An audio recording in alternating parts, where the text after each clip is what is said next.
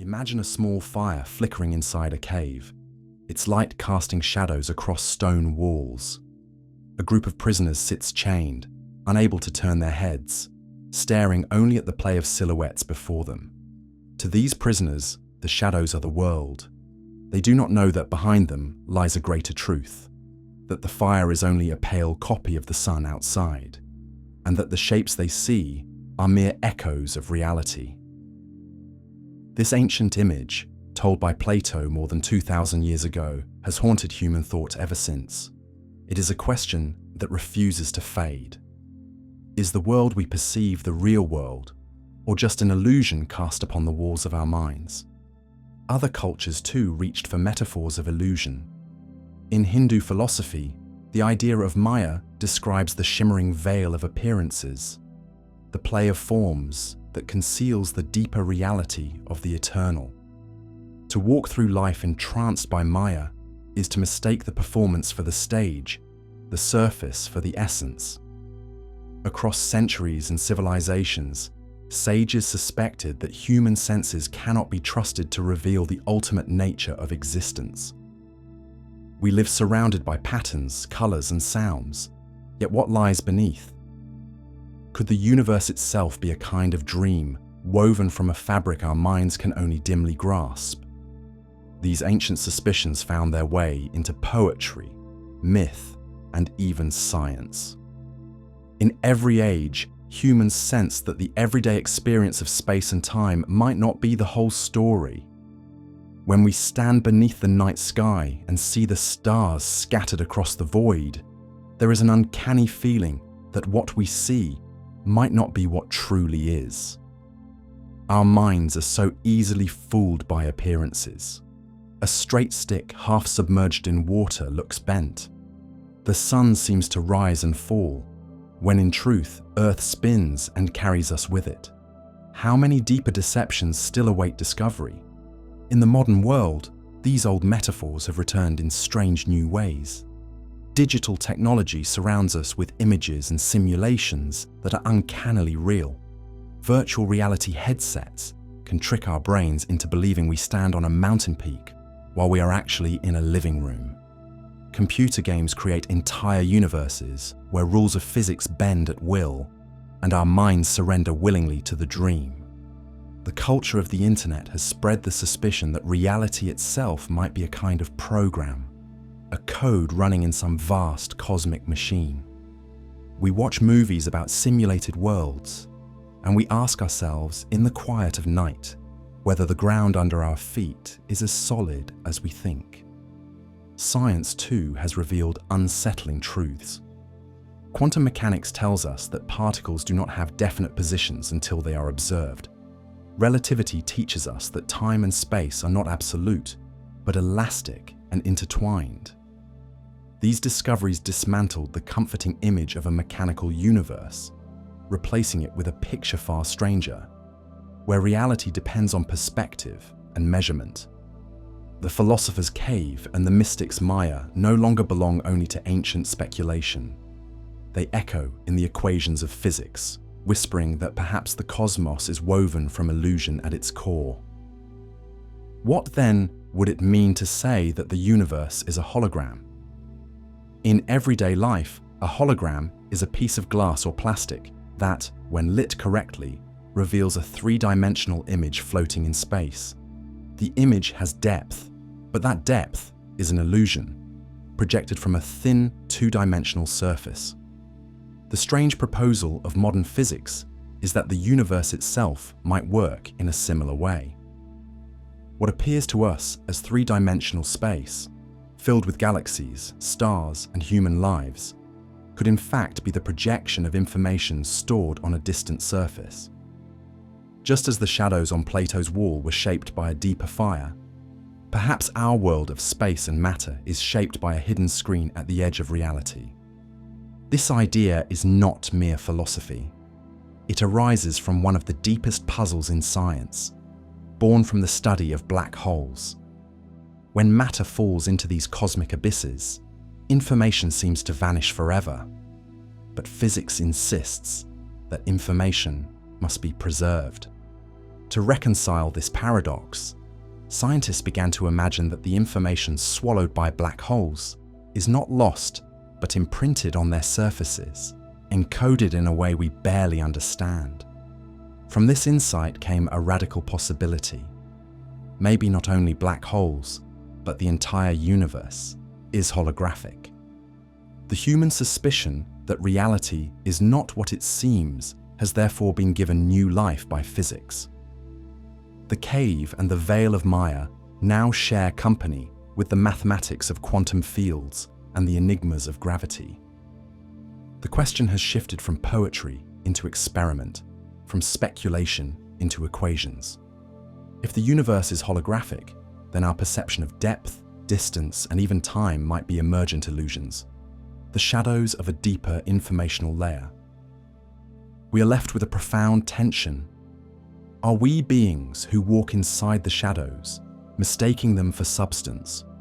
Or are we on the verge of glimpsing the fire that casts them? The stage is set. Humanity has always suspected that reality hides behind a curtain, but now science is pulling at the threads. The old metaphors whisper through new discoveries, and the boundaries of physics tremble with possibilities. To understand why the holographic principle matters, we must descend into the paradoxes that forced it into existence. And those paradoxes live in the hearts of black holes, the strangest objects in the cosmos. The paradox of illusion has always lingered in the human mind. From childhood, we discover that appearances mislead us, that the shimmering mirage on a hot road vanishes as we approach, that the coin at the bottom of water is not bent, though it looks so. These small deceptions prepare us for greater ones. We learn that the sun does not actually rise or set, that the earth is not the unmoving center of the cosmos. Our ancestors, gazing at the heavens, thought stars were pinpricks in a crystal dome, yet now we know they are distant suns scattered across unimaginable gulfs. Each correction of vision is also a deepening of mystery. If every generation discovers that reality is different than it once believed, then what illusions still veil the ultimate truth? Modern physics has made this suspicion unavoidable. At the heart of quantum mechanics lies a principle so strange that even its discoverers struggle to accept it. The act of observing seems to collapse possibilities into outcomes. An electron can be in many places at once until we measure it, and only then does it choose. This is not merely a limitation of our instruments, but a feature of the universe itself. The world resists being pinned down, as if insisting that certainty is a kind of mirage. The philosopher's shadows have become the physicists' wave functions, probability patterns that only reveal themselves when light is shone upon them. Einstein, who gave us the relativity of space and time, could not accept this indeterminacy. He famously declared that God does not play dice with the universe. Yet experiments proved again and again that the dice are indeed cast, that reality at its foundations is governed by chance wrapped in mathematical law. The philosopher's suspicion that the world is illusion, the mystic's insight that forms are not ultimate, and the scientist's equations of probability all converge upon the same unease. Perhaps the reality we experience is not the bedrock, but a surface woven from rules deeper than matter. Technology has carried this suspicion into daily life. A person puts on a headset, and suddenly the living room dissolves into a forest, a desert, or a starship. The body sways, the heart races, the mind believes. In that moment, we know firsthand how easily the senses surrender to patterns of light and sound. We know too that our brains are themselves interpreters of signals, translating electrical pulses into color, tone, taste, and touch. What we call reality is already a reconstruction, a virtual experience built inside our skulls. If the brain is itself a holographic machine, piecing together fragments of input into a coherent world, then the leap to imagine the cosmos as a grander hologram is not so large. It is tempting to dismiss these musings as metaphors, yet they echo with surprising precision in the mathematics of black holes. Consider the abyss where gravity becomes so strong that nothing, not even light, can escape. When matter crosses the event horizon, it vanishes from view, apparently lost to the cosmos. For decades, physicists struggled with the question, what happens to the information about that matter? If it disappears, then the laws of quantum mechanics are violated, for information in quantum theory cannot be destroyed. But if the information remains, where is it stored? Stephen Hawking shocked the world by proposing that black holes are not truly black. Quantum effects allow them to radiate particles, slowly evaporating over immense spans of time. Yet the radiations seem to carry no imprint of what fell in, leading to the nightmare conclusion that information vanishes. To save the foundation of physics, theorists searched for a principle that could explain how information survives. Out of this struggle came an idea as startling as Plato's shadows and as profound as Maya's veil. Maybe the information does not vanish into the depths, but is etched onto the surface. Maybe the boundary of a black hole holds the record of everything inside. Here, the metaphor of a hologram gains its power. A hologram on a thin sheet can encode a three-dimensional scene. Likewise, the event horizon of a black hole might encode the three-dimensional interior. To an observer, the volume within seems real, yet the essential information rests upon the surface. What began as a desperate attempt to resolve a paradox became a radical new lens through which to view the universe itself. If black holes are holographic, why not the cosmos as a whole? Could our own world of stars and galaxies be the projection of information written on a distant boundary? The thought is both disorienting and exhilarating. For centuries, humanity asked whether reality is deeper than it appears. Now physics itself hints that appearances may indeed be projections. If the cosmos is holographic, then space and time are not primary, but emergent. The fabric of existence may be woven not from matter and energy, but from information encoded on a cosmic screen. To live within such a universe is not to inhabit a falsehood, but to dwell within a shadow that is itself real, a shadow that tells of a hidden order. This realization transforms the old question. The cave, the veil, the dream of Maya, the suspicion of illusion, all now point toward a possibility grounded in mathematics. What if the cosmos is not a stage built of substance, but a grand projection unfolding from principles we are only beginning to glimpse? And what if, by following the paradoxes of black holes, we find the key that unites gravity, quantum mechanics, and information into a single vision? The journey into this mystery begins with the black hole, the paradox machine at the heart of modern physics, where the holographic principle was first born from the struggle between what seems and what must be. The black hole paradox is only one doorway into the question, but it is the most dramatic. Imagine a star many times the mass of our sun reaching the end of its life. Gravity overwhelms the nuclear fire that once held the star open, and the core collapses.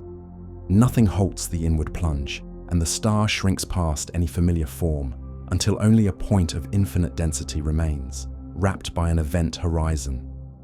To distant eyes, the star is gone, replaced by a silent void that swallows light itself. This is not merely a violent end, but the birth of a puzzle. Everything that made up the star, every atom, every particle, and every trace of information about its structure seems to have disappeared behind the horizon. For the laws of physics, this is a catastrophe. Quantum mechanics demands that information never vanishes. If one knows the exact state of a system at one time, the theory allows one to calculate its state at another time. Yet black holes mock this rule. They appear to erase all details of what falls within, leaving only mass, charge, and spin to describe them. This cruel simplicity is known as the no-hair theorem. suggesting that black holes have no features beyond these three quantities. But where then is the information? Was it destroyed? Or does it linger in a form we cannot yet perceive? The paradox gnawed at the foundations of physics for decades, driving some of the greatest minds to desperate ideas. It was from this struggle that the holographic principle emerged. The proposal was audacious, but simple in spirit. Just as the shadows on Plato's wall contained hints of deeper objects, perhaps the surface of a black hole contains the record of its interior. The area of the event horizon, not the volume inside, might measure the true capacity for information. This was a revelation, for it overturned the intuition that information should scale with volume. Instead, in a holographic universe, information scales with surface area. The cosmos, it seemed, whispered that surfaces know more than depths, that the skin of reality may carry the whole truth of its core. This insight rippled outward to challenge our entire conception of space and time. If a black hole can be described by information written on its horizon, why not the entire universe described by information written on a cosmic horizon beyond our reach? Could the galaxies themselves be the glowing shapes of a holographic projection, like the flickering image inside a hologram plate? The thought bends the mind, for it means that what we call three-dimensional space could be an emergent appearance, not a fundamental stage.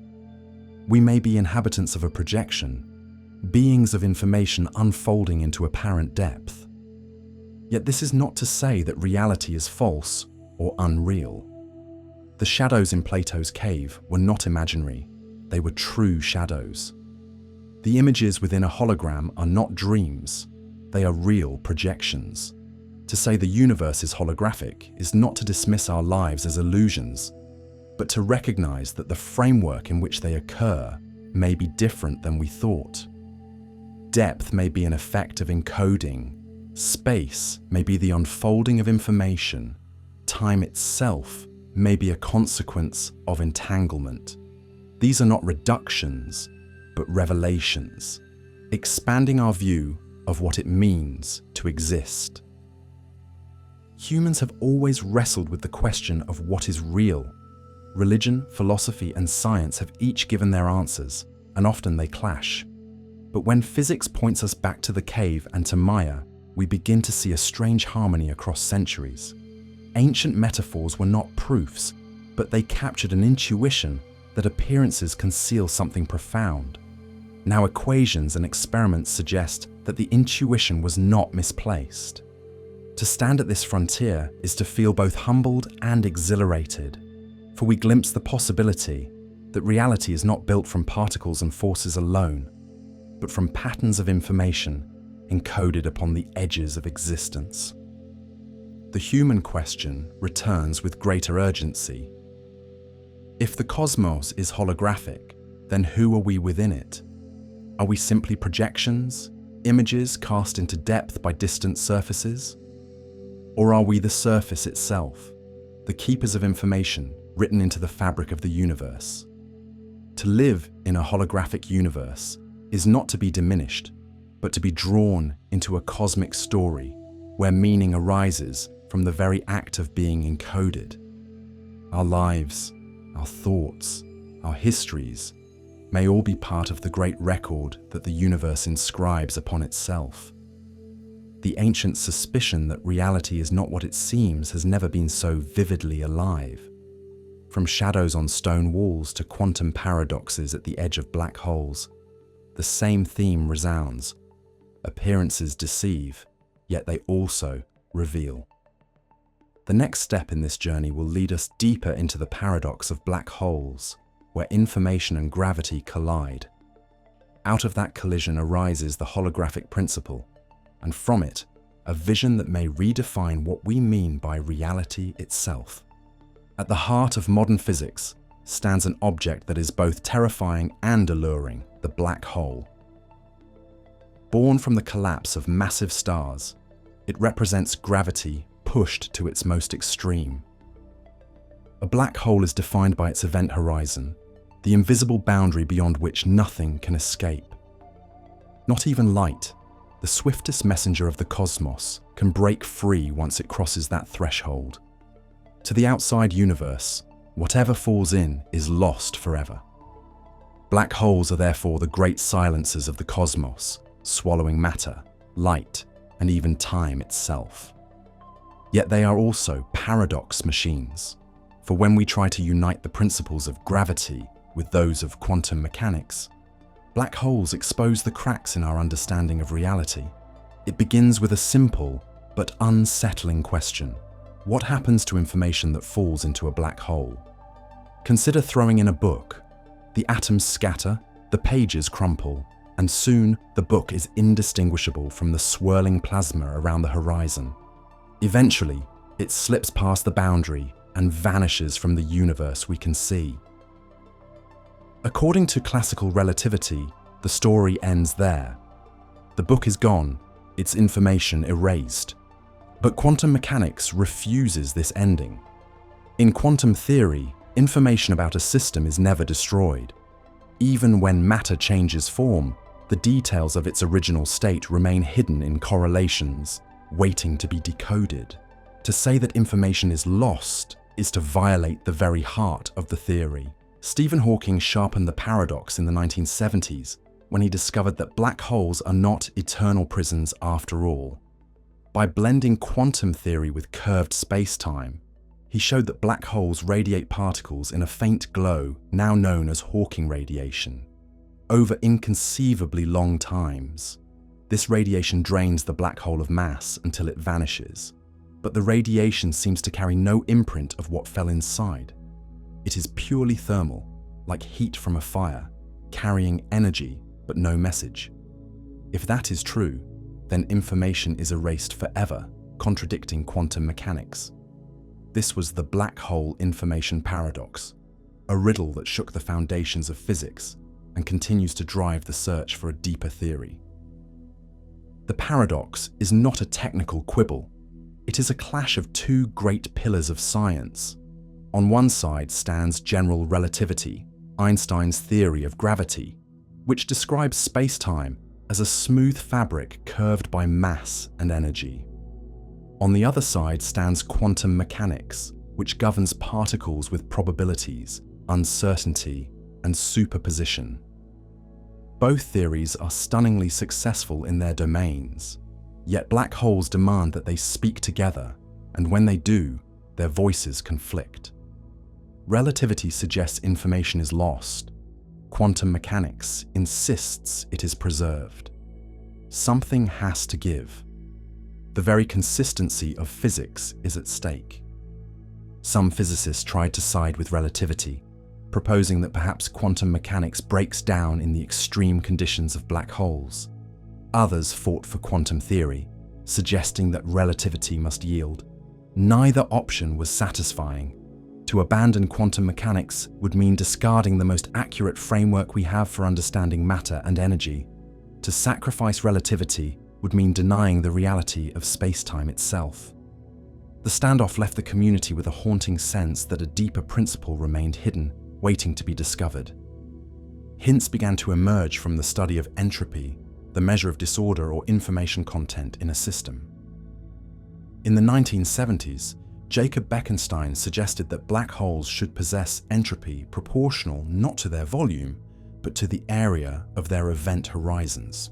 This was astonishing. It meant that the information capacity of a black hole was determined by its surface, not its interior. Hawking's discovery of radiation confirmed that black holes do indeed have entropy and temperature, making them thermodynamic objects. The horizon, that invisible boundary, was revealed as a place rich with information. This revelation transformed black holes from silent voids into cosmic laboratories. If entropy is area, not volume, then perhaps information is stored on surfaces rather than in depths. This insight became the seed of the holographic principle. The paradox of information loss forced physicists to imagine a universe where information is never destroyed but encoded on boundaries. Black holes, once thought to be the ultimate destroyers, became the keepers of information, hiding it on their surfaces in ways we do not yet fully understand. The black hole paradox is therefore more than a curiosity. It is the crucible in which ideas of holography were forged. Out of the clash between relativity and quantum mechanics came a vision that might reconcile them. A vision where information is the foundation of reality, where surfaces encode volumes, and where the cosmos itself may be holographic. The shadows on Plato's cave wall return, but this time they are traced in the mathematics of black holes. The paradox remains unresolved in full, but it has guided generations of physicists toward a radical rethinking of space, time, and information. To journey deeper into this idea, we must follow those who dare to propose that the universe itself is a hologram. Their audacious insights will shape the next chapter of our story. The paradox of black holes did not remain a footnote in physics. It became an obsession, a problem so sharp that it cut through the confidence of entire fields. For decades, brilliant minds wrestled with it, for if information truly vanished in black holes, then physics itself would lose its ability to make sense of the universe. Without the conservation of information, the future could not be predicted from the past, nor the past reconstructed from the present. Reality would become incoherent, a story with missing pages. That prospect was unacceptable to many. If the laws of physics cannot guarantee the survival of information, then everything built upon them begins to crumble. Consider how deeply this law is woven into our thinking. In chemistry, reactions preserve atoms even as they rearrange. In biology, the code of life is passed faithfully from cell to cell, generation to generation. In physics, every scattering of particles is governed by rules that ensure nothing essential is erased. To lose this principle inside black holes is to admit that our universe has places where reason itself breaks. And yet Hawking's calculations seemed clear. Black holes emit thermal radiation, and thermal radiation knows nothing of the details of what created it. A star collapsing into a black hole and a pile of books falling into the same black hole would radiate away into identical final states. The specifics would be gone, dissolved into heat. Hawking himself defended this conclusion for decades. He argued that perhaps we must accept information loss as a fundamental feature of the cosmos. But others were unwilling to surrender.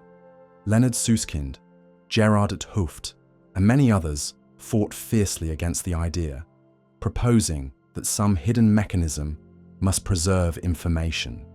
Their debates with Hawking became legendary, stretching over conferences, papers, and late-night arguments.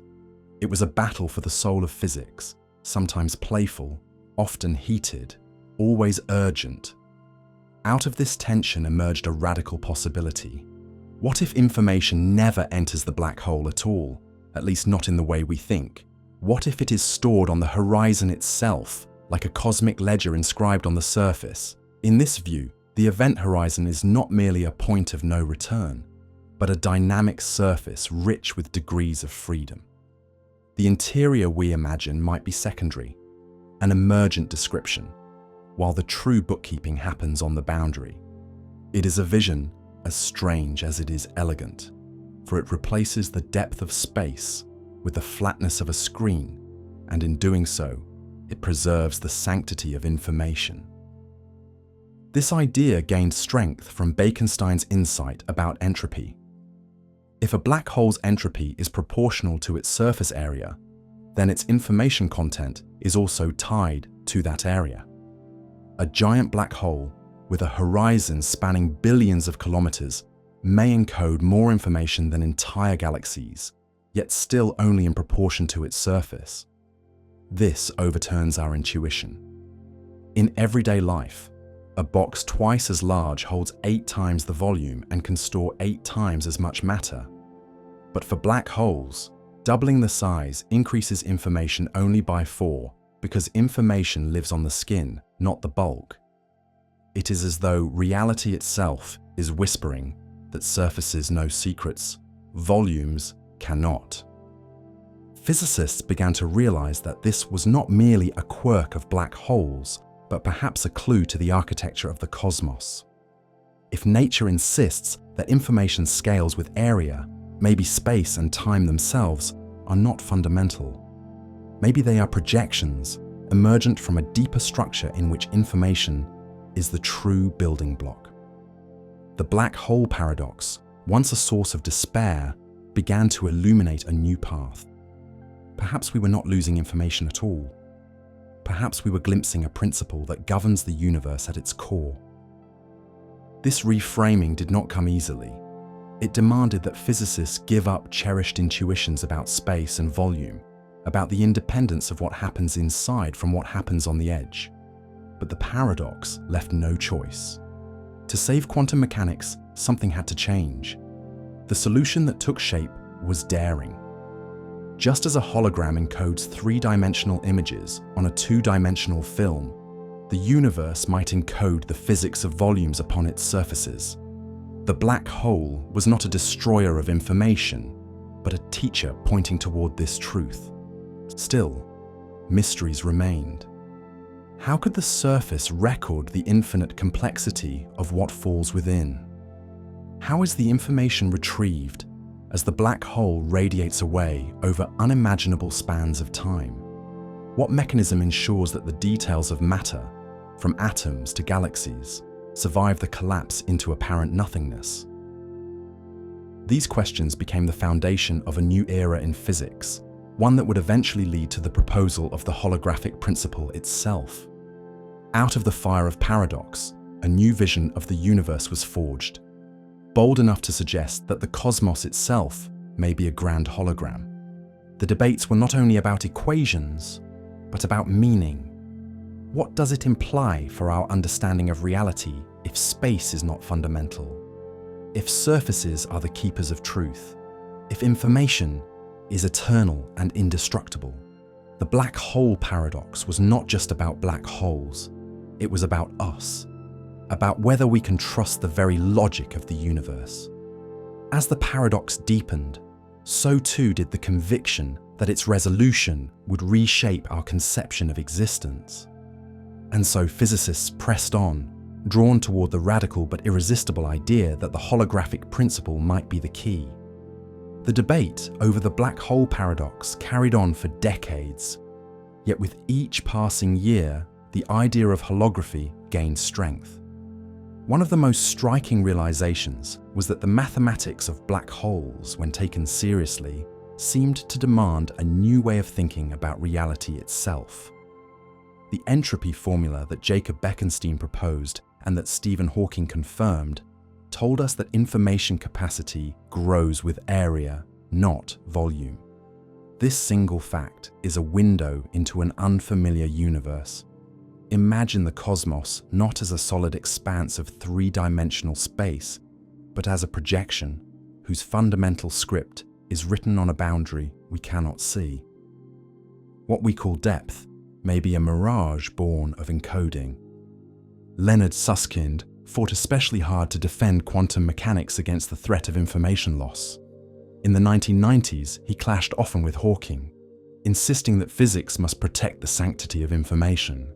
His arguments gave rise to what became known as black hole complementarity, the idea that information is preserved, but that no single observer can see both the preservation and the fall into the whole.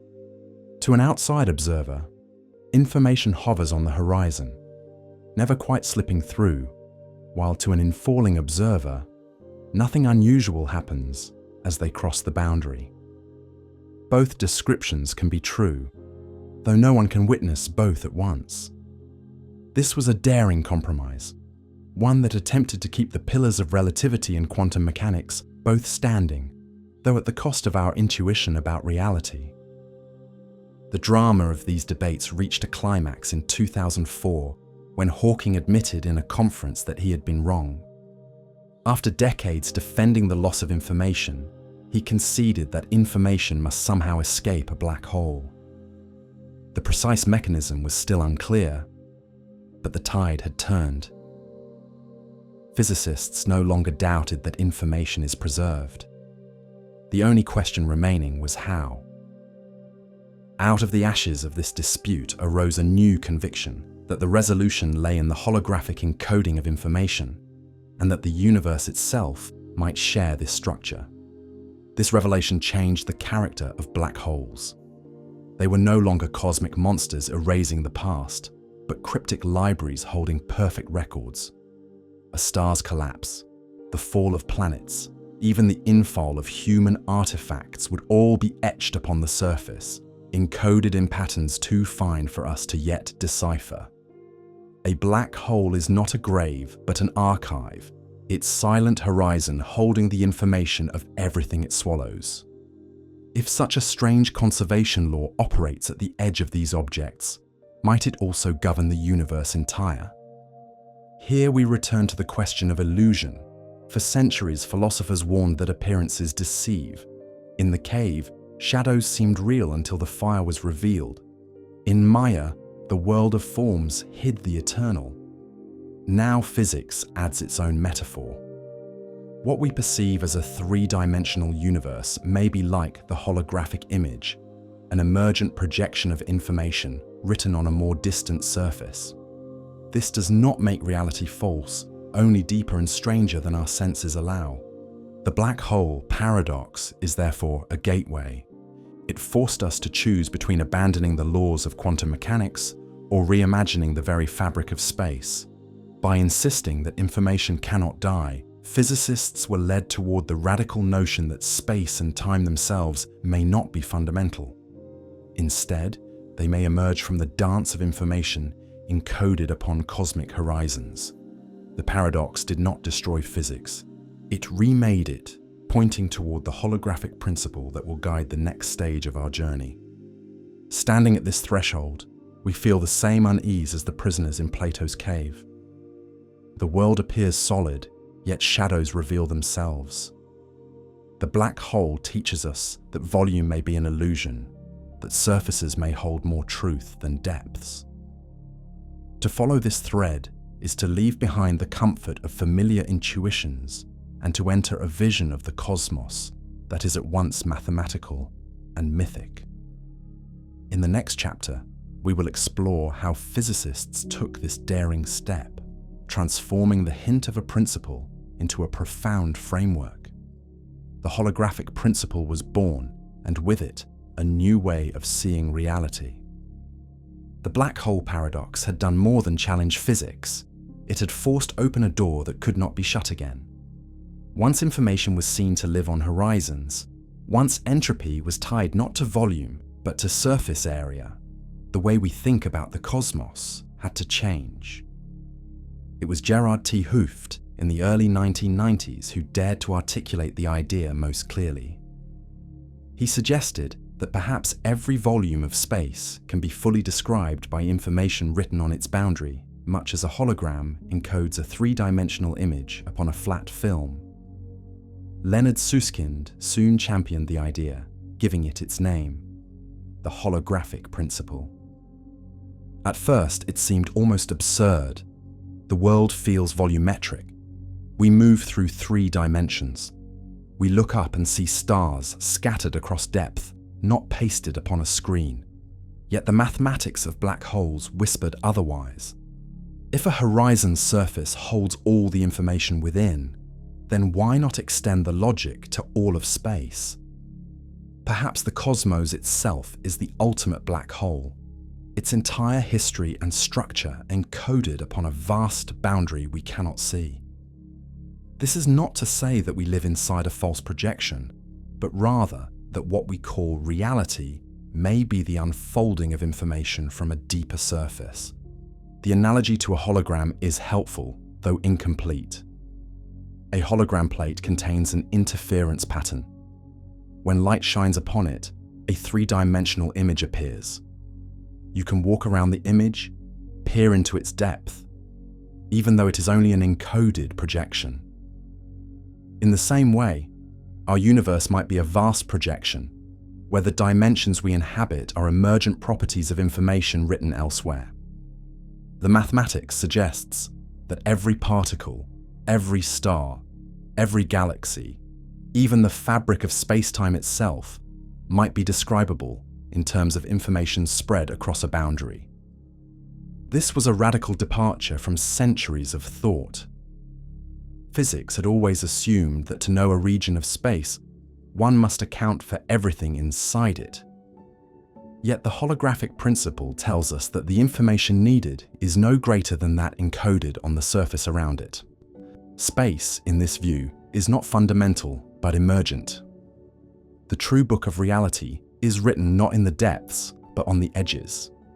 The paradox of black holes had forced physicists to see this.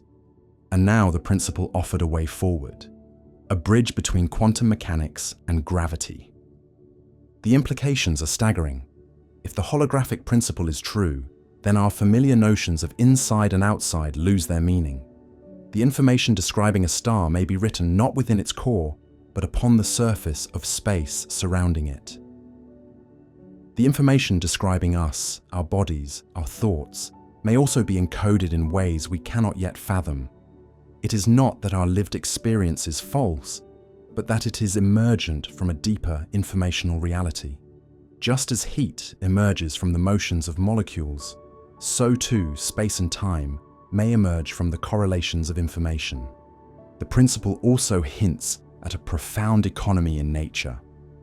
Instead of requiring infinite detail in every region of space, the universe may be described with far less, its true degrees of freedom spread thinly across surfaces. This economy is not only elegant but necessary, for it rescues physics from paradox. Information is not lost in black holes because it was never trapped inside. It was always preserved on the horizon, waiting to be understood. The cosmos keeps its records not in hidden vaults, but in plain sight, upon the surfaces that bound it. To many physicists, the holographic principle is more than a solution to a paradox. It is a revelation about the architecture of reality. It suggests that information is the ultimate substance, more fundamental than matter, energy, or even space-time. It tells us that the universe may be two-dimensional at heart, with our perception of three dimensions emerging as an effective description. It invites us to imagine that the deepest truths of existence are not in the depths, but on the edges, not in the volumes we inhabit, but on the horizons we cannot reach. The holographic principle is still young, still incomplete, still awaiting the experiments that might confirm or refute it. But its beauty and its power have captivated physicists.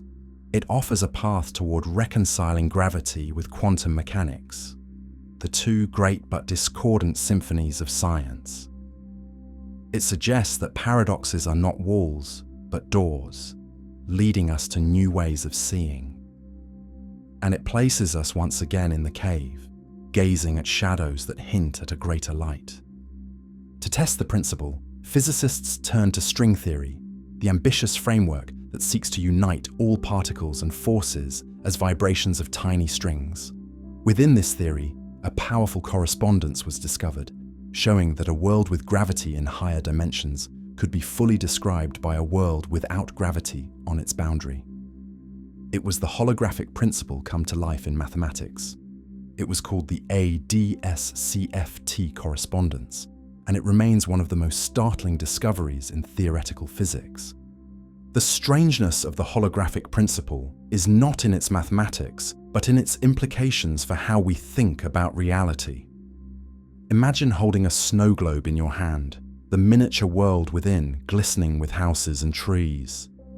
Intuition tells you that to describe the world inside, you would need to specify everything about its three-dimensional interior. Yet the holographic principle says otherwise. It whispers that a complete description of the snow globe may be possible by only recording information on the glass surface. The globe feels volumetric, but its true content is no greater than its shell. This turns centuries of reasoning upside down. Physics has always expanded inward, trying to dissect volumes into smaller pieces, atoms into nuclei, nuclei into quarks. We assumed that to understand the world, we must go deeper. The holographic principle says the opposite. To understand the world, we must look outward, to the boundary. This inversion is as shocking as learning that the Earth is not flat, but round, or that time is not absolute, but relative. It asks us to abandon cherished intuitions and to trust instead the quiet logic of black holes and entropy. The power of the idea lies in its universality. It is not merely about black holes. The mathematics suggests that any region of space may be holographic. Every cubic centimeter of air in front of you, every star in the sky, every galaxy turning in the dark, might all be describable by information living on a surface that encloses them. This is why the principle is so audacious. It does not only save physics from paradox, it redefines the stage upon which physics takes place. It says that space and time, those most fundamental of all arenas, are themselves emergent illusions. But what does it mean for space to emerge? Consider how temperature is not fundamental. It does not exist in a single molecule, but only in the collective behavior of many molecules. In the same way, space-time may not exist at the level of the deepest description. It may arise from the correlations of information, from the entanglement of quantum states. What we call distance may be a measure not of meters, but of relationships between information. To walk across a room may be to traverse patterns of entanglement rather than absolute space. This is the kind of shift in perspective the holographic principle demands. To many, such ideas sound mystical, but they are grounded in the rigor of mathematics. The entropy of black holes, the laws of thermodynamics, the principles of quantum theory, all converge upon the same conclusion. If entropy scales with area, then information lives on surfaces. If information lives on surfaces, then volumes are not fundamental. If volumes are not fundamental, then space and time must be emergent. These steps follow with a clarity that unsettles, for they lead us to a cosmos stranger than we imagined, yet more coherent than we dared hope. The holographic principle also provides a new way to think about conservation. If the information of everything is preserved on boundaries, then nothing is ever truly lost. The collapse of a star, the fall of a planet, even the fading of light into a black hole, all are recorded upon horizons. This is not immortality in the sense we usually mean, but it is persistence, a cosmic bookkeeping that ensures the past is never erased. To live in a holographic universe is to live in a reality that remembers, even when memory seems impossible. Physicists were quick to see the potential of this principle. It could reconcile the apparent contradictions between relativity and quantum mechanics. It could explain why information is preserved even in the most extreme environments. And it could hint at a unifying framework where gravity itself emerges from information. Yet, for all its promise, the holographic principle remained an idea in need of a concrete example, a place where it could be shown to work in detail. That example would come from string theory, where a startling correspondence would reveal holography not as metaphor, but as mathematics. The anticipation was electric. For decades, physicists sought a way to bridge the gap between quantum mechanics and gravity. Now the holographic principle seemed to offer the map. The question was whether anyone could find a territory that matched it. The breakthrough would arrive in 1997, when a young physicist named Juan Maldacena discovered a correspondence that lit the path forward. It would become known as the ADS-CFT duality, and it remains the clearest window we have into the holographic nature of reality. The year was 1997, and the tension in physics was palpable. For decades, theorists had been searching for a way to reconcile quantum mechanics with gravity. The holographic principle, bold and beautiful, seemed to point the way, but it was still a vision without a solid foundation. What was needed was a demonstration, a case where the principle could be shown to work in detail. not just as speculation born from black hole entropy. It was in this landscape that Juan Maldacena, then a young physicist, published a paper that would ignite the field. His insight was simple to state, yet profound in consequence. He showed that a world of gravity in a higher dimensional space could be equivalent to a world without gravity on its lower dimensional boundary. This is the ADS-CFT correspondence, a mathematical embodiment of the holographic principle. A DS stands for anti-de Sitter space, a kind of universe with constant negative curvature.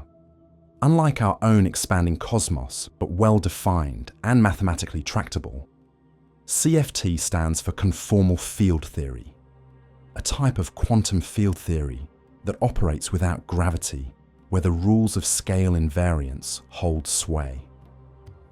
Maldacena demonstrated that the two are dual descriptions of the same reality.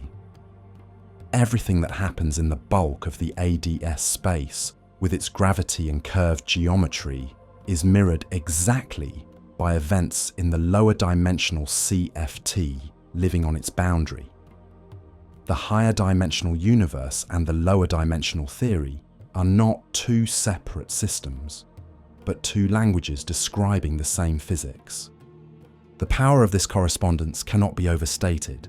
It was the first concrete realization of the holographic principle, showing that the idea was not just metaphor, but mathematics. Gravity in higher dimensions could be mapped onto quantum mechanics without gravity in fewer dimensions. The paradox of black holes suddenly had a framework, for information falling into the bulk could be faithfully represented on the boundary. The two descriptions never contradict, but always agree. This duality became a bridge across the chasm that had divided physics for so long. To physicists, the excitement was electric. Here was a tool to explore quantum gravity in a precise way. Calculations too difficult in one description could be transformed into the other, where they became tractable. The correspondence revealed a hidden unity between two seemingly distinct worlds, showing that gravity and quantum mechanics are not enemies but reflections. It offered the possibility of peering into black holes, not by venturing across their horizons, but by studying their holographic counterparts on the boundary. The ADS-CFT correspondence has been tested and explored in countless ways since its discovery. While it is formulated in a space unlike our own, it has provided deep insights into the nature of quantum gravity, black holes, and even the behavior of strongly interacting systems in particle physics. It is a reminder that the holographic principle is not speculation, drifting in abstraction, but a principle that can be made concrete, calculated, and used. It is the clearest proof we have that the universe might indeed be holographic at its core. What makes the correspondence so astonishing is its reversal of expectation.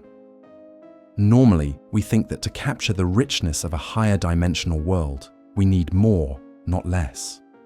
Yet here, the entire bulk is contained in the boundary. The vastness of the interior is encoded in the flatness of the edge. The intuition of centuries, that depth requires more detail than surface, collapses before this duality. The holographic principle is not only possible, it is natural. Reality, it seems, is far more efficient than our imaginations allowed. Still, caution tempers excitement. ADS space is not our universe. Our cosmos is expanding with positive curvature, not negative. The correspondence may not apply directly to our reality, yet the principle it demonstrates is too striking to ignore. If such dualities exist in one kind of space, perhaps they exist in others. Perhaps the holographic encoding of volumes by boundaries is a universal truth, one we have only glimpsed in a particular mathematical mirror. The ADS-CFT correspondence gave the holographic principle its most vivid demonstration, and it remains a cornerstone of theoretical physics. It does not prove that our universe is holographic, but it proves that holography can be real, precise, and powerful. It tells us that the path opened by black hole paradoxes leads not to despair, but to revelation.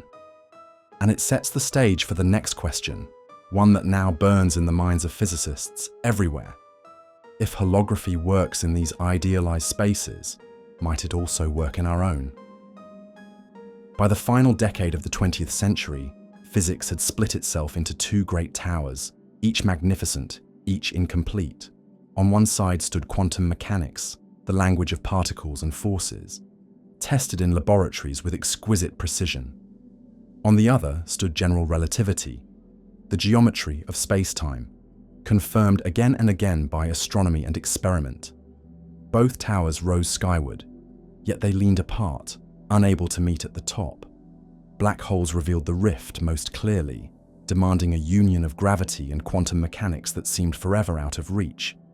Into this fractured landscape entered string theory, an ambitious attempt to weave both towers into one cathedral. The central idea of string theory is that the fundamental building blocks of the universe are not point-like particles but vibrating strings, unimaginably tiny, so small that if an atom were expanded to the size of the observable universe, a string would be the size of a tree. These strings vibrate in different modes, and each vibration manifests as a different particle. The photon, the electron, the quarks, even the graviton that carries gravity, all arise from different patterns of string vibration. In this way, string theory promises a single underlying principle for all matter and force. But string theory is not just about particles. To be consistent, the mathematics demands extra dimensions beyond the three we know of space and the one we know of time. These dimensions are compact, curled up in shapes too small to see, hidden from our everyday perception. Though invisible, they allow the theory to reconcile gravity with quantum mechanics.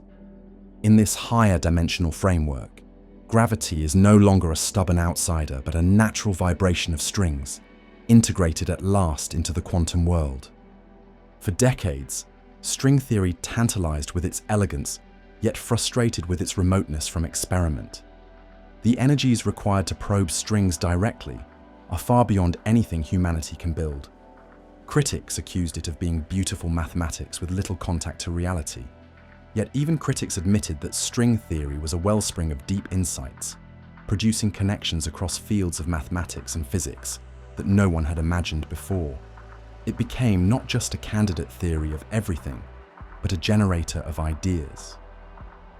One of the most extraordinary of these ideas was the holographic correspondence discovered by Juan Maldacena in 1997.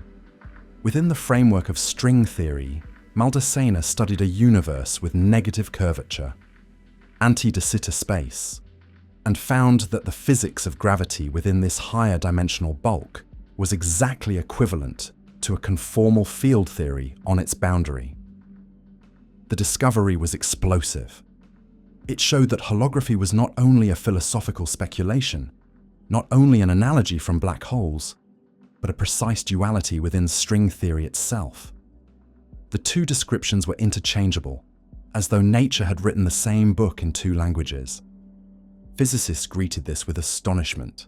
For the first time, there was a concrete model where gravity and quantum mechanics coexisted peacefully, not as rivals, but as partners. Calculations too difficult in the bulk could be translated into the boundary, where quantum field theory offered sharper tools. Mysteries of black holes, which had seemed beyond reach, could now be studied by their holographic avatars. The correspondence gave string theory a stage upon which its elegance could be displayed with rigor. The ADS-CFT duality also gave new meaning to the holographic principle. It was no longer a daring guess, born of entropy puzzles, but a realized fact of mathematics. The principle that surfaces in code volumes was now demonstrably true in certain spaces. the holographic vision of the cosmos had taken its first firm step from speculation into theory. It was as though the universe itself had whispered through equations that depth and boundary are two faces of one reality. And yet the correspondence raised as many questions as it answered. Our universe is not anti-de Sitter space. It is not curved negatively, but expanding, driven by dark energy toward a de Sitter geometry. Can the holographic duality be extended to such a cosmos? Can the principles glimpsed in string theory be carried into the universe we inhabit? These remain open mysteries, tantalizing and unresolved, but the very existence of the duality changed the landscape forever. It proved that holography is possible and that gravity itself can be emergent from quantum rules. In the years that followed, physicists used DSCFT to probe not only black holes, but also exotic states of matter, the quark-gluon plasma, and even condensed matter systems. The correspondence became a bridge between realms of physics once thought separate, uniting the physics of the cosmos with the physics of the laboratory. Through it, the holographic principle leapt from paradox into power, transforming speculation into a toolkit. The dream of uniting quantum mechanics with gravity no longer seemed hopeless. String theory, though still untested in direct experiment, had delivered a miracle. It had shown that a higher dimensional world with gravity and a lower dimensional world without gravity could be the same. It had shown that holography is not fantasy, but a feature of nature's equations. And it had given physicists a new confidence that information, not matter, may be the true fabric of reality. The ADS-CFT correspondence was not the final answer, but it was a song of possibility, a chord that resonated across physics. The stage was set for a new frontier. If holography could be real in the pristine halls of string theory, could it also leave fingerprints in the messy, expanding cosmos we actually observe? Could experiments one day test whether reality itself is holographic? The next step would be to search the universe for evidence, to look into the microwave glow of the early cosmos, to listen to the tremors of space-time itself, to test whether the holographic whisper is written in the data of the real. The arrival of the ADS-CFT correspondence was like a thunderclap. For years, string theory had hovered between promise and doubt. Its mathematics was elegant, but critics complained it floated too far from experiment, too far from anything testable. Maldaceno's discovery changed that atmosphere overnight. Suddenly, there was a concrete realization of holography, precise enough that calculations could be done and results compared. The correspondence was not merely a bold metaphor, it was a duality with teeth. It allowed physicists to solve problems once thought hopeless, turning paradox into opportunity. To understand its impact, imagine standing before a locked door. For decades, physicists had stared at that door, labeled quantum gravity, without a key. On one side was general relativity, on the other quantum mechanics, each shouting through the door but unable to pass through. Maldaceno's duality provided a master key, not by breaking the lock, but by revealing that the door was not a barrier at all, but a mirror. Gravity in higher dimensions and quantum field theory on the boundary were the same. Two languages, one reality. The correspondence gave physicists a way to probe the interiors of black holes without ever leaving the safety of quantum mechanics. Instead of plunging into the bulk, one could study the boundary theory and translate the answers back.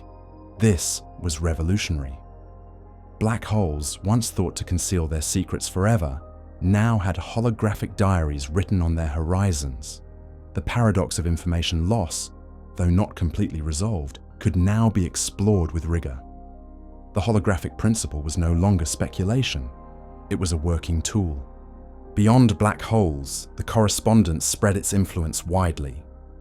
Physicists realized They could use ADS-CFT to study systems far removed from cosmology. Strongly interacting particles, such as those in the quark gluon plasma created in particle accelerators, could be described holographically. Even condensed matter physics, the study of exotic materials and superconductors, found new life through holographic dualities. A principle born in the furnace of black hole paradoxes was now illuminating the behavior of matter in the laboratory. This unexpected reach gave physicists a sense that holography was not a curiosity, but a universal language waiting to be learned. At its heart, the correspondence showed that space-time geometry itself is emergent. In the ADS bulk, distances and shapes are encoded in the quantum correlations of the boundary theory. What appears as a smooth, continuous geometry is in fact the shadow of entanglement patterns. This insight has blossomed into a new field of research where space-time is built from information. In such a view, gravity is not a fundamental force, but a consequence of deeper quantum entanglement. The stage of reality is not given in advance, but woven from relationships between bits of information. For many, this idea is both exhilarating and unsettling. It means that the world of experience, the vastness of galaxies, the curve of space around massive stars, may all be emergent from structures with no geometry at all. The bulk we inhabit could be a story told by the boundary, a three-dimensional play projected from a two-dimensional script. This resonates powerfully with the old philosophical suspicion that reality is not as it appears. But here, the suspicion is not mystical alone. It is written in mathematics, in correspondences that can be calculated and confirmed. The beauty of ADS-CFT lies in its symmetry. Every object in the bulk has a counterpart on the boundary. A black hole in the interior corresponds to a hot plasma on the edge. A graviton in the bulk corresponds to a stress-energy excitation in the boundary theory. Nothing is lost, nothing is wasted. Every event in one world has meaning in the other. To explore one is to explore both. It is a unity that hints at a profound truth. Reality may always be describable in more than one way, with dual languages that appear distinct but are secretly one. Still, the correspondence leaves questions unanswered. It works perfectly in anti-de Sitter space, but our own universe is not of that form. We live in a cosmos with positive curvature, expanding ever faster under the influence of dark energy. Can holography extend to de Sitter space, to the universe we actually inhabit? Physicists are still searching for the answer. Yet even without it, the correspondence has transformed the field. It has given us confidence that holography is real, that information and surfaces are the true language of physics, and that the road to quantum gravity is open. The discovery of ADS-CFT was a turning point, a lighthouse on a foggy coast. It showed physicists that holography was not fantasy, but a deep feature of nature. It bridged the gap between two towers of knowledge and illuminated a path forward. For the first time, there was a sense that the dream of uniting quantum mechanics and gravity might not be impossible. The question now was how far the correspondence could be pushed, and whether its lessons could reveal the holographic nature of our own universe. The stage is set for the next step. To test whether holography belongs only to mathematics or also to reality, physicists turned their gaze outward. Could signs of holography be found in the cosmic microwave background, in the trembling of gravitational waves, or in the fabric of space-time itself? The hunt for evidence had begun, subtle but relentless, as scientists sought the fingerprints of holography written across the cosmos. The ADS-CFT correspondence did more than solve puzzles. It changed the very mood of theoretical physics. For decades, the problem of uniting gravity and quantum mechanics had loomed like a mountain, immovable and forbidding. String theory promised a path, but its terrain was uncertain, its predictions hard to test. With Maldacina's discovery, a clear and unexpected vista opened. Suddenly, two domains that had seemed impossibly far apart, the physics of curved space-time and the physics of quantum fields, were revealed as one and the same. The holographic principle was no longer a whisper, it was a declaration. Physicists spoke of the duality with awe. It was as though nature had hidden a secret symmetry, and by accident or fate we had stumbled upon it. Calculations once hopeless became tractable. Black hole thermodynamics, once a paradox, could now be explored with precision. The idea that the interior of a black hole might be described by quantum fields on a boundary was no longer metaphorical. It was calculable, demonstrable, undeniable. Even those skeptical of string theory found themselves compelled by the elegance of the correspondence. The correspondence also carried profound philosophical weight. It told us that gravity, that most ancient and familiar of forces, may not be fundamental after all. Instead, gravity might emerge from patterns of entanglement, from quantum correlations that knit themselves into the geometry of space. The tug of planets, the bending of light, the expansion of the universe, all might be emergent consequences of deeper informational rules. This was a reversal as profound as any in science, comparable to Copernicus shifting Earth from the center of the cosmos, or Darwin shifting humanity from the pinnacle of creation to one branch of evolution. To say that gravity itself is emergent is to say that what we take as most real may be a projection. For many, the revelation was exhilarating, yet also humbling. It suggested that reality is richer than we imagined, yet also more economical.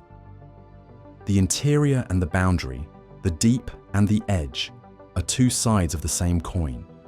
To live in such a universe is to be part of a grand code, a story told in more than one language. The human quest for understanding had uncovered a principle that might underlie everything. Information is primary, and space and time are secondary. Still, there were limits. The correspondence worked perfectly in anti-de Sitter space, but not in our expanding cosmos. Our universe is filled with galaxies racing apart, driven by dark energy toward a de Sitter geometry, not the negative curvature of ADS space. Could holography still apply? Could a correspondence be found that mirrors our reality, not just an idealized cousin? These questions remain unsolved, but the very possibility that they might be answered keeps the field alive with energy. Physicists are convinced that even if ADS-CFT is not the final word, it is a window into the truth. The excitement spread beyond physics. Philosophers, computer scientists, and even artists were drawn to the holographic vision. The idea that reality may be encoded on boundaries, that space-time may be emergent, that information is the ultimate currency of existence, resonated far beyond the equations. It sparked conversations about meaning, consciousness, and the nature of knowledge. Though grounded in mathematics, the correspondence carried echoes of ancient intuition, linking modern science with age-old questions of illusion and reality. By the early years of the new millennium, the holographic principle had become one of the central guiding ideas of theoretical physics. Whether or not string theory itself would survive as the ultimate theory, the lesson of holography would endure. It had shown that paradoxes can be doors, that boundaries can hold the secrets of depths, and that information may be the foundation of the cosmos. Maldacina's discovery was not just a solution to a puzzle, but a transformation of vision. And yet, physicists are not content with beauty alone. Theories must meet the test of nature. If the universe is holographic, where are its fingerprints? Could traces of holography be found in the oldest light of the cosmos, the cosmic microwave background? Could the trembling of space-time detected by gravitational wave observatories carry the whisper of holographic structure? Could experiments probe whether space-time itself is pixelated, a grainy holographic screen rather than a smooth continuum? These questions form the frontier, where mathematics meets observation, where theory seeks evidence. Thus the story moves outward, from the equations of string theory to the sky above.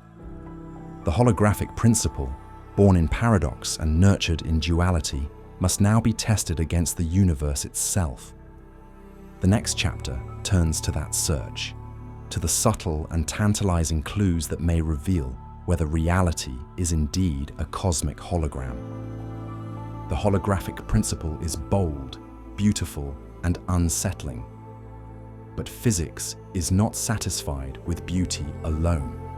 A theory must face the tribunal of nature. If reality is holographic, then somewhere in the world around us there must be fingerprints of that truth, subtle but present. From the moment Maldaceno's correspondence electrified the community, physicists began to wonder, could holography leave traces that we might detect? Could the cosmos itself be whispering its holographic origin through the patterns of its light, its waves, its structure? The first place to look was the oldest light in the universe, the cosmic microwave background. This faint glow, discovered in 1965, is the afterimage of the Big Bang, the cooling embers of a universe once hot and dense. Spread across the sky, it is nearly uniform but not perfectly. Tiny ripples, variations in temperature no greater than 1 part in 100,000, reveal the seeds of galaxies. These ripples are a cosmic record of the universe in its infancy, a fossil of the earliest processes that shaped everything we see today. If holography is real, then perhaps these ripples contain its fingerprints. The logic is simple. If space-time itself emerges from information, then the earliest fluctuations may carry signs of that emergence. Instead of being random and continuous, the fabric of the cosmic microwave background might show hints of discreteness, as though the universe were written in pixels too fine for us to resolve fully.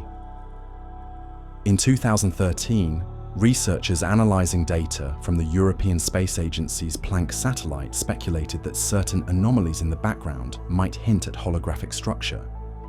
These anomalies were subtle, statistical quirks in the distribution of ripples.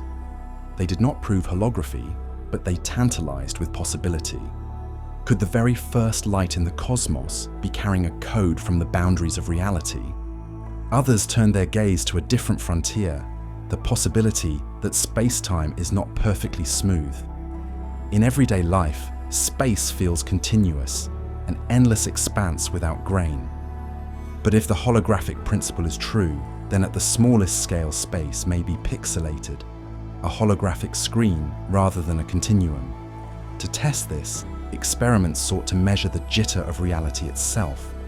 Fermilab's holometer, built in the early 2010s, was designed to detect tiny holographic noise, a subtle shaking in space-time that would reveal its discreteness. Using pairs of laser interferometers, the experiment probed distances smaller than a proton's width, searching for correlations that might betray the holographic texture of space. The results were not definitive. The holometer did not detect holographic noise at the level predicted by some models. But the search itself was profound.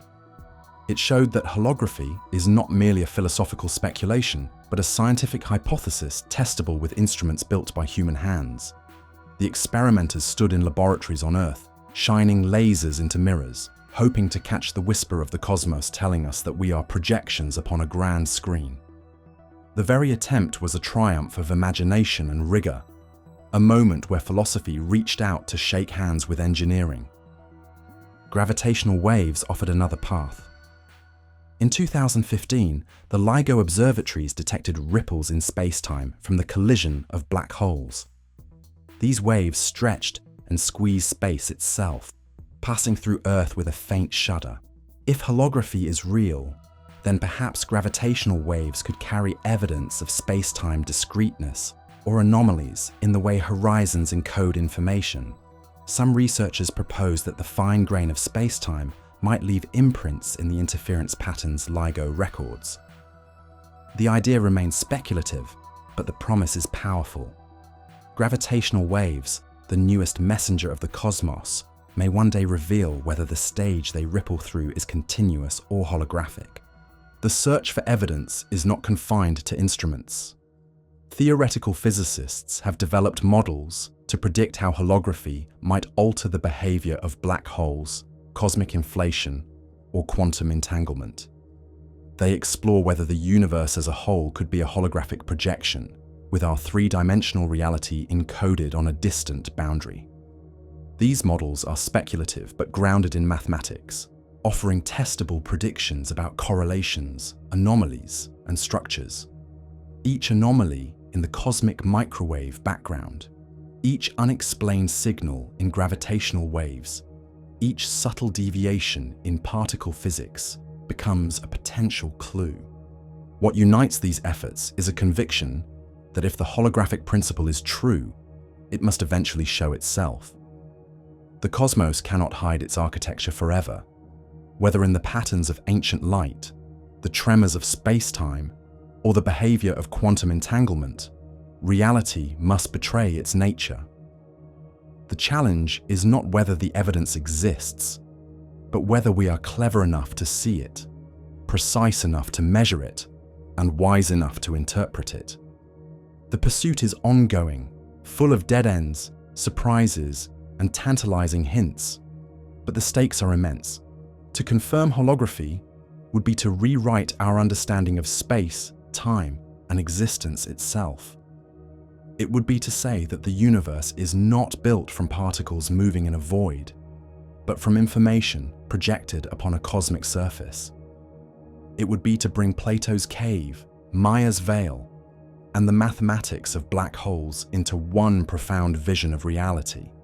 And so the search continues. Satellites map the microwave sky with greater precision. Gravitational wave observatories listen to the whispers of the cosmos. Laser interferometers probe space-time for jitter. The hunt is subtle, the clues faint, but the possibility is too great to ignore. Somewhere, hidden in the data of the cosmos, may be the evidence that reality itself is a hologram. The search for holographic evidence is as much about patience as it is about imagination. The cosmos does not yield its secrets easily, and the signals we seek are faint, buried beneath oceans of noise. Yet history reminds us that persistence pays. The cosmic microwave background, first detected as a faint hiss on a radio antenna, became one of the greatest treasures of cosmology. Gravitational waves, once dismissed as undetectable, are now routinely observed. So too might the traces of holography, once invisible, eventually reveal themselves to careful eyes and steady hands. One of the most compelling targets remains the cosmic microwave background itself. Its ripples are not random noise but carry the memory of quantum fluctuations stretched to cosmic scales during inflation. That brief moment when the universe expanded faster than light in its earliest instance. If space-time is holographic, those fluctuations may not be exactly as predicted by conventional inflationary models. They might carry correlations, subtle fingerprints of a deeper informational structure. Physicists have searched for anomalies in the distribution of these ripples, looking for patterns that cannot be explained by ordinary physics. A slight asymmetry between hemispheres, an unexpected cold spot, alignments of fluctuations that seem too neat, all have been discussed as possible hints. None are conclusive, but each keeps alive the hope that holography might be whispering through the fabric of ancient light. The difficulty lies in distinguishing signal from chance. The cosmos is vast, and randomness alone can produce patterns that appear meaningful. The challenge is to decide whether anomalies are statistical flukes or genuine traces of new physics. This is why repeated measurements across different satellites and experiments are crucial. The COBE satellite in the 1990s, WMAP in the early 2000s, and Planck in the 2010s each sharpened our view of the microwave background. Each reduced uncertainty, each refined the cosmic map. If holography leaves marks, future missions may yet bring them into focus. Closer to home, experimentalists attempt to probe the very grain of space-time. The idea is audacious. If the universe is holographic, then space cannot be infinitely divisible. Just as a digital screen appears smooth from afar but pixelated up close, space-time may be composed of fundamental units, a finite resolution beyond which smoothness dissolves. Detecting this grain requires extraordinary precision. The holometer at Fermilab was one attempt, using laser interferometers to measure holographic noise. The idea was that space-time jitter, born of its finite information content, might reveal itself as correlated noise across detectors. The results did not confirm the simplest models, but the effort itself marked a turning point. It showed that holography is not beyond the reach of experiment. It invited physicists to design instruments that might one day measure the discreteness of reality itself.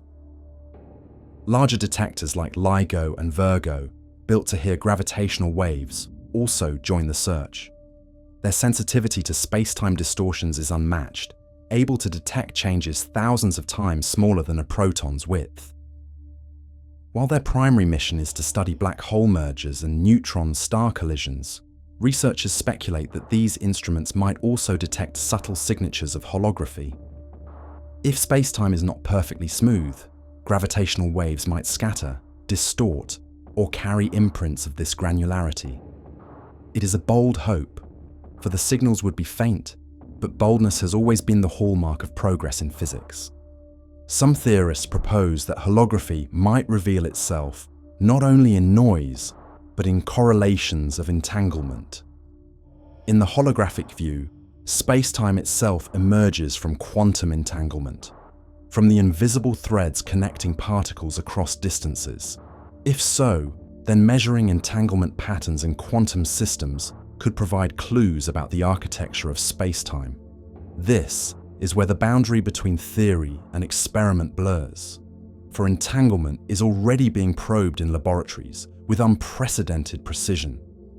Cold atoms, superconducting qubits, and photonic systems allow us to study entanglement directly.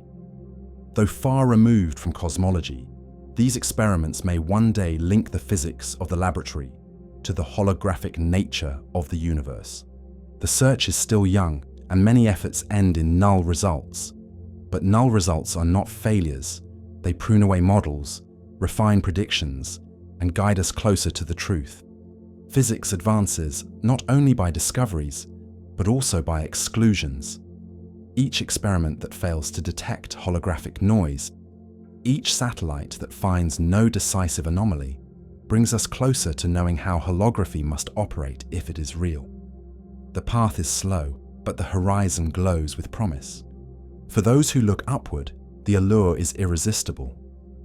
To confirm holography would be to reveal that our three-dimensional lives unfold as projections from a deeper, two-dimensional script. To detect its evidence would be to prove that the shadows on Plato's wall are not only metaphor, but physics. The dream of uniting relativity and quantum mechanics, of reconciling gravity with information, would leap from theory into fact. The stakes could not be higher. And so the search stretches on.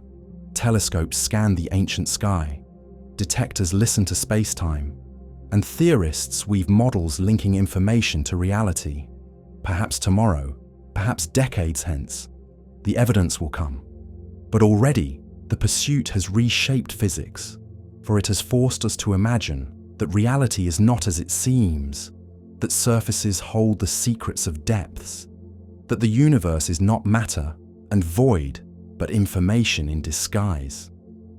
Whether proven or not, the holographic principle has changed how we look at the cosmos.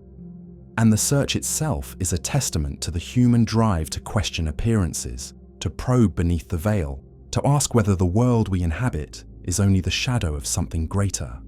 The search for holographic evidence has become a kind of modern pilgrimage. Each experiment, each satellite mission, each theory refined is another step toward a horizon that may or may not reveal itself. Yet, the very act of searching has deepened our understanding of both the cosmos and the nature of science. It reminds us that progress is not only the discovery of answers, but the refinement of questions. Black holes, once feared as destroyers of knowledge, have become guides. Their paradoxes forced us to imagine that information is preserved on surfaces. Their thermodynamics revealed that horizons are not barren but alive with entropy. And their collisions, detected as gravitational waves, now give us new laboratories to test the texture of space-time. In each case, the black hole that once seemed to close doors has opened new ones, drawing us ever closer to holography. The cosmic microwave background remains one of the most promising canvases. Its ripples are like the brushstrokes of creation, frozen in light from when the universe was only 380,000 years old. If holography shaped the birth of space-time, its fingerprints may be there, faint but indelible. Subtle alignments, unexplained cold spots, or correlations across vast scales may all hint at an informational architecture behind the cosmos. Some anomalies have been reported, though none rise to the level of proof. Yet even their existence keeps alive the possibility that our universe is whispering holography through its earliest light. Laboratories on Earth also reach for the edges of possibility. The holometer at Fermilab, though it did not detect the holographic noise it sought, proved that such searches are possible. It showed that human ingenuity can design instruments sensitive enough to probe the very grain of space. The lessons learned there will guide future experiments, perhaps ones that combine the power of interferometers with quantum technologies. What once seemed pure philosophy now rests on experimental tables, with lasers and mirrors aligned to measure the jitter of reality. Meanwhile, gravitational wave observatories continue to listen. Each new detection adds to our understanding of horizons, collisions, and space-time dynamics. Perhaps, hidden within these signals, lies the subtle hint of holography. Perhaps the interference patterns of space-time itself carry the proof that geometry is not fundamental, but emergent. It may take decades, or it may take a single surprising event to reveal the truth. In science, revolutions often come when least expected. Some researchers turn instead to quantum information experiments, believing that entanglement holds the key. If space-time emerges from patterns of entanglement, then by studying those patterns in controlled systems, we may glimpse the seeds of holography. Already, quantum simulators allow us to mimic aspects of black holes, horizons, and field theories. These tabletop universes, built from ultra-cold atoms or superconducting circuits, may one day reveal in the laboratory what the cosmos has hidden from the sky. The boundary between cosmology and quantum technology is blurring, united by the language of information. And so we stand in an in-between moment. Holography has not been proven, yet it has not been refuted. Evidence is elusive, yet hints are everywhere. The anomalies in the cosmic microwave background, the null results of holographic noise searches, the precision of gravitational wave observatories, the rise of quantum simulators, all are pieces of a puzzle still incomplete. The picture they form is not yet sharp, but its outline suggests something extraordinary. What is striking is not only the possibility of confirmation, but the way the search itself has reshaped physics. Even without definitive proof, the holographic principle has become a guiding star. It directs experiments, inspires theories, and reframes age-old questions about reality. Whether or not the universe is holographic, the pursuit of that question has already transformed our understanding of space, time, and information. It has forced us to see that physics is not only about matter and motion, but about the architecture of knowledge itself. Perhaps one day, an experiment will deliver the decisive signal. Perhaps a new satellite will map the microwave sky with clarity enough to reveal holographic patterns. Perhaps a gravitational wave will arrive carrying the unmistakable whisper of emergent space.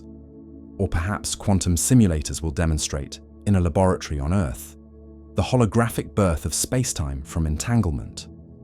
Whatever form it takes, such evidence would change not only physics but the human story.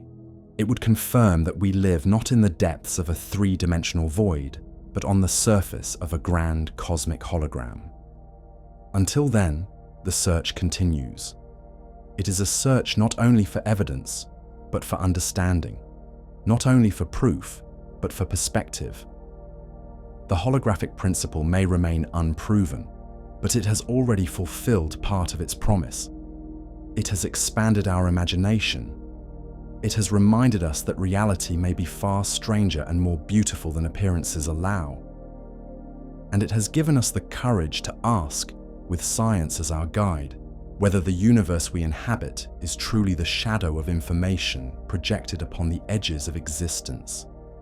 The holographic principle has carried us from paradox to possibility, from black holes to dualities, from mathematics to the edges of experiment.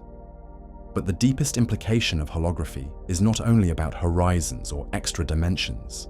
It is about the very nature of space and time themselves. If holography is true, then space-time may not be the foundation of reality, but an emergent phenomenon. The fabric we walk upon, the distances we measure, the moments we live through, may all arise from something deeper. And that something is information. This shift is radical. For centuries, physics has taken space and time as givens, the stage upon which matter and energy play their parts. Newton treated them as absolute, eternal containers. Einstein transformed them into a dynamic fabric, curved by mass and energy. Yet even in relativity, space-time remained the stage. The holographic principle whispers that perhaps the stage itself is built from something more basic. Just as heat is not fundamental but emerges from the motion of molecules, so too space and time may emerge from patterns of quantum information. At the center of this new vision is entanglement. In quantum mechanics, particles can become entangled, their states linked in ways that defy classical intuition. Measure one particle, and you instantly know the state of the other, no matter how far apart they are. Einstein called this spooky action at a distance, but it has been confirmed in countless experiments. Entanglement is not a curiosity. It is a resource, the glue that binds quantum systems into wholes. And in holography, it is more than that. It is the very fabric of space-time itself. Physicists discovered that the geometry of space-time in holographic models is encoded in the entanglement structure of the boundary theory. The connectivity of space, its curvature, its very existence, can be derived from how quantum information is shared. This is more than metaphor. It is a precise relationship, captured in equations that relate entanglement, entropy, to the area of surfaces in the bulk. In these models, to tear apart entanglement is to tear apart space-time. To weave entanglement is to weave geometry. The stage of reality is not pre-existing, but spun from invisible threads of information. This insight has been captured in the phrase, "it from qubit." John Wheeler once said, "it from bit," suggesting that reality arises from binary yes or no questions, from information itself. The modern version extends this, proposing that space-time emerges specifically from quantum bits, qubits, and their entanglement. In this view, information is not something stored in the universe, it is what the universe is. The atoms of existence are not particles or strings, but correlations of information, entangled across scales. The implications are staggering. If space is emergent, then distance is not fundamental. What we call near and far are reflections of informational connections. Two regions may appear close if they share much entanglement, or distant if they do not. Geometry becomes a language for relationships of information. Time too may be emergent, a measure not of absolute flow, but of changes in informational states. Our experience of past and future may arise from the growth and reconfiguration of entanglement, not from a cosmic clock. This perspective reframes the black hole paradox. Information is not lost, because information is the foundation. Horizons are not barriers to matter, but surfaces where entanglement reorganizes. The radiation emitted from a black hole may look thermal, but hidden within it is the entangled structure that preserves the past. From the outside, we see heat. From the inside, the cosmos keeps its ledger, woven in information that cannot die. To live in such a universe is to live not in space and time, but in information projected into the illusion of space and time. Our bodies, our thoughts, our histories are patterns of entanglement. Our sense of distance is a story told by correlations. Our sense of duration is a rhythm of informational change. The ground beneath our feet, the sky above, the galaxies spinning in the dark, all may be emergent expressions of a deeper reality of qubits. This does not diminish our lives, it enriches them. Just as knowing that heat arises from molecules does not make warmth less real, knowing that space arises from information does not make reality less real. It makes it more profound. The air we breathe is still air. The stars we see are still stars. But beneath them lies a hidden order, a truth that the universe is a grand network of entanglement. To walk across a room is to traverse information. To speak, to think, to love is to participate in the play of qubits. The holographic principle thus brings us to a turning point. It suggests that reality is not made of stuff, but of information, not of objects in space, but of patterns that create space. It tells us that space-time itself may be a mirage born of entanglement, a projection of a deeper code. If so, then the most important task of physics is no longer to find smaller particles or stronger forces, but to understand the architecture of information. The future of science may be not the physics of matter, but the physics of meaning, the rules by which information becomes reality. And yet questions remain. If space-time emerges from entanglement, what sets the rules of that emergence? If information is fundamental, what governs its structure? And if the universe is built from qubits, what lies beyond them?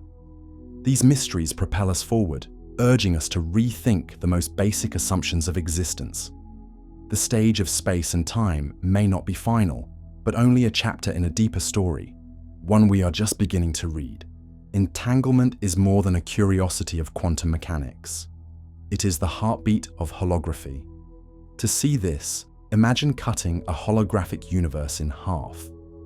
On the boundary, the entanglement between the two halves measures precisely the area of the dividing surface in the bulk. This remarkable relation, known as the Ryu-Takayanagi formula, tells us that geometry is encoded in entanglement entropy. The size of a surface in the bulk corresponds directly to the quantum information shared across that cut on the boundary. In this way, geometry is not imposed from above, but grown from below. Space is built not from bricks of matter, but from threads of entanglement.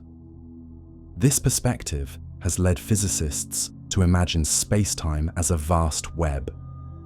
Each point is a node of information, each link an entangled connection. The shape of space, its curvature, its very continuity, arises from the density and arrangement of these links. Remove entanglement, and the web unravels, tearing space-time apart. Strengthen entanglement, and space knits itself together more tightly. In this view, Einstein's equations of general relativity may be nothing more than the macroscopic rules that emerge from the quantum fabric of information. Gravity itself may be the elastic response of space-time to changes in entanglement. This is a profound reversal of intuition. Gravity was once thought to be the most fundamental of all forces, the very curve of the cosmos. Now it may be the most emergent, a byproduct of invisible quantum links. What appears to us as the gentle arc of a planet's orbit, or the lensing of light around a star, may be the large-scale shadow of informational patterns too fine for us to perceive. The force that binds galaxies and shapes the fate of the universe may be nothing more than the accounting of entanglement. The phrase, "it from qubit," captures this shift. The world is not built from indivisible particles, as Democritus once dreamed, nor from continuous fields, as Maxwell imagined, nor even from strings vibrating in higher dimensions, as string theory proposes. It is built from information, from qubits that can be entangled, correlated, and rearranged. These qubits are not ordinary yes or no bits, but quantum, capable of existing in superpositions of states. The richness of reality flows from their entanglement, their capacity to weave complexity from simplicity. This vision resonates with the information age. We live in a world where data flows faster than light can circle the globe, where codes define our lives, where the digital has become inseparable from the physical. To hear that the universe itself may be informational feels strangely natural, yet the physics of it from qubit is not metaphor. It is mathematics. It is the recognition that the same laws governing entanglement in laboratories may also govern the birth of space itself. If this is true, then the universe is not a machine built from gears, but a network built from code. Space is not a container, but an emergent illusion. Time is not an arrow imposed from outside, but a measure of informational change. Matter and energy are excitations of the network, disturbances in the code. The laws of physics are the rules of computation, the algorithms by which information evolves. And what of us? In such a universe, consciousness itself may be a pattern of entanglement, a self-referential loop of information woven into the fabric. Our thoughts, our memories, our identities may not exist in a location in space, but in the structure of correlations. This does not diminish us. It places us more deeply within the architecture of the cosmos. To be human is to be a configuration of information, sustained and evolving within the great holographic web. The implications extend to the fate of the universe. If information is indestructible, then nothing is ever truly lost. Stars may burn, galaxies may fade, black holes may evaporate, but the information of what was will persist, encoded in ways we do not yet fully grasp. The cosmos is a great memory, a ledger of every event, every particle, every fluctuation. To exist is to be recorded. To vanish is only to be transformed. The holographic principle assures us that the universe forgets nothing. Still, mysteries remain. If space and time are emergent, what governs their emergence? What lies beneath the entanglement web? Are qubits truly fundamental, or are they themselves emergent from an even deeper structure? Physics may be standing at the edge of another cave, seeing shadows cast by principles we cannot yet name. The holographic principle is not the end of inquiry, but the beginning, a door opening onto a new realm where information, not matter, is the foundation. This vision, though radical, does not break with the past. It extends it. Newton gave us space and time as absolutes. Einstein showed us they are elastic and dynamic. Holography suggests they are emergent and informational. Each step deepens the mystery and expands the horizon. Each step moves us further from intuition, yet closer to coherence. The story of physics is the story of expanding vision, and holography may be its boldest chapter yet. If information is the true foundation, then the question becomes not what the universe is made of, but how information arranges itself to give the illusion of matter, energy, space, and time. This shift is dizzying. It places us in a cosmos where everything we experience is a projection of informational relationships. Distance is the echo of correlation. Duration is the rhythm of change. Substance is the persistence of patterns. To exist is to be encoded. To move is to update that encoding. To vanish is to be rewritten elsewhere in the ledger of reality. This perspective alters how we think about beginnings. The Big Bang, once imagined as an explosion of matter into void, becomes the sudden organization of information. In its earliest moments, entanglements spread outward, knitting space-time into existence, weaving the web that would later host galaxies and stars. The hot plasma cooled, light decoupled, and the universe became transparent. But beneath those physical events was the deeper story of information ordering itself into geometry. What we call cosmology may be a chapter in the history of computation, the unfolding of code written at the boundary of the cosmos. It also changes how we think about ends. The universe as we know it may fade into cold emptiness, galaxies drifting apart, stars extinguished. Yet if information cannot be destroyed, then the story does not end. The patterns of existence persist, etched upon cosmic horizons, encoded in ways we cannot yet imagine. The death of stars is not the erasure of meaning. It is a transformation, a translation of information into new forms. The cosmos remembers. For human beings, this vision is both humbling and ennobling. We are not the center of the universe, yet we are made of the same informational fabric as the galaxies. Our thoughts, fragile as they seem, are part of the cosmic code. Our memories, though impermanent in brains, are echoes of a universal persistence. To live in a holographic universe is to know that our reality is not an illusion, but an encoding, not a trick, but a translation. What we see and feel is real, but it is not fundamental. It is the projection of deeper informational truths. Philosophers once debated whether reality was matter or mind, substance or spirit. The holographic principle offers a third way.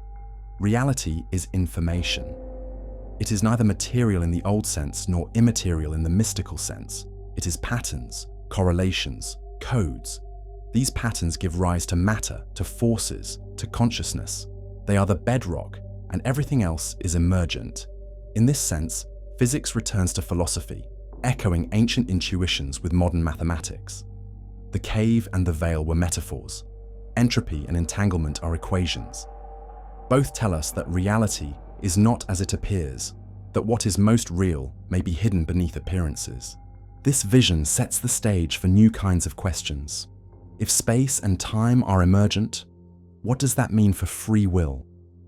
If information is eternal, what does that mean for identity? If the universe is a hologram, what lies beyond the surface on which it is projected?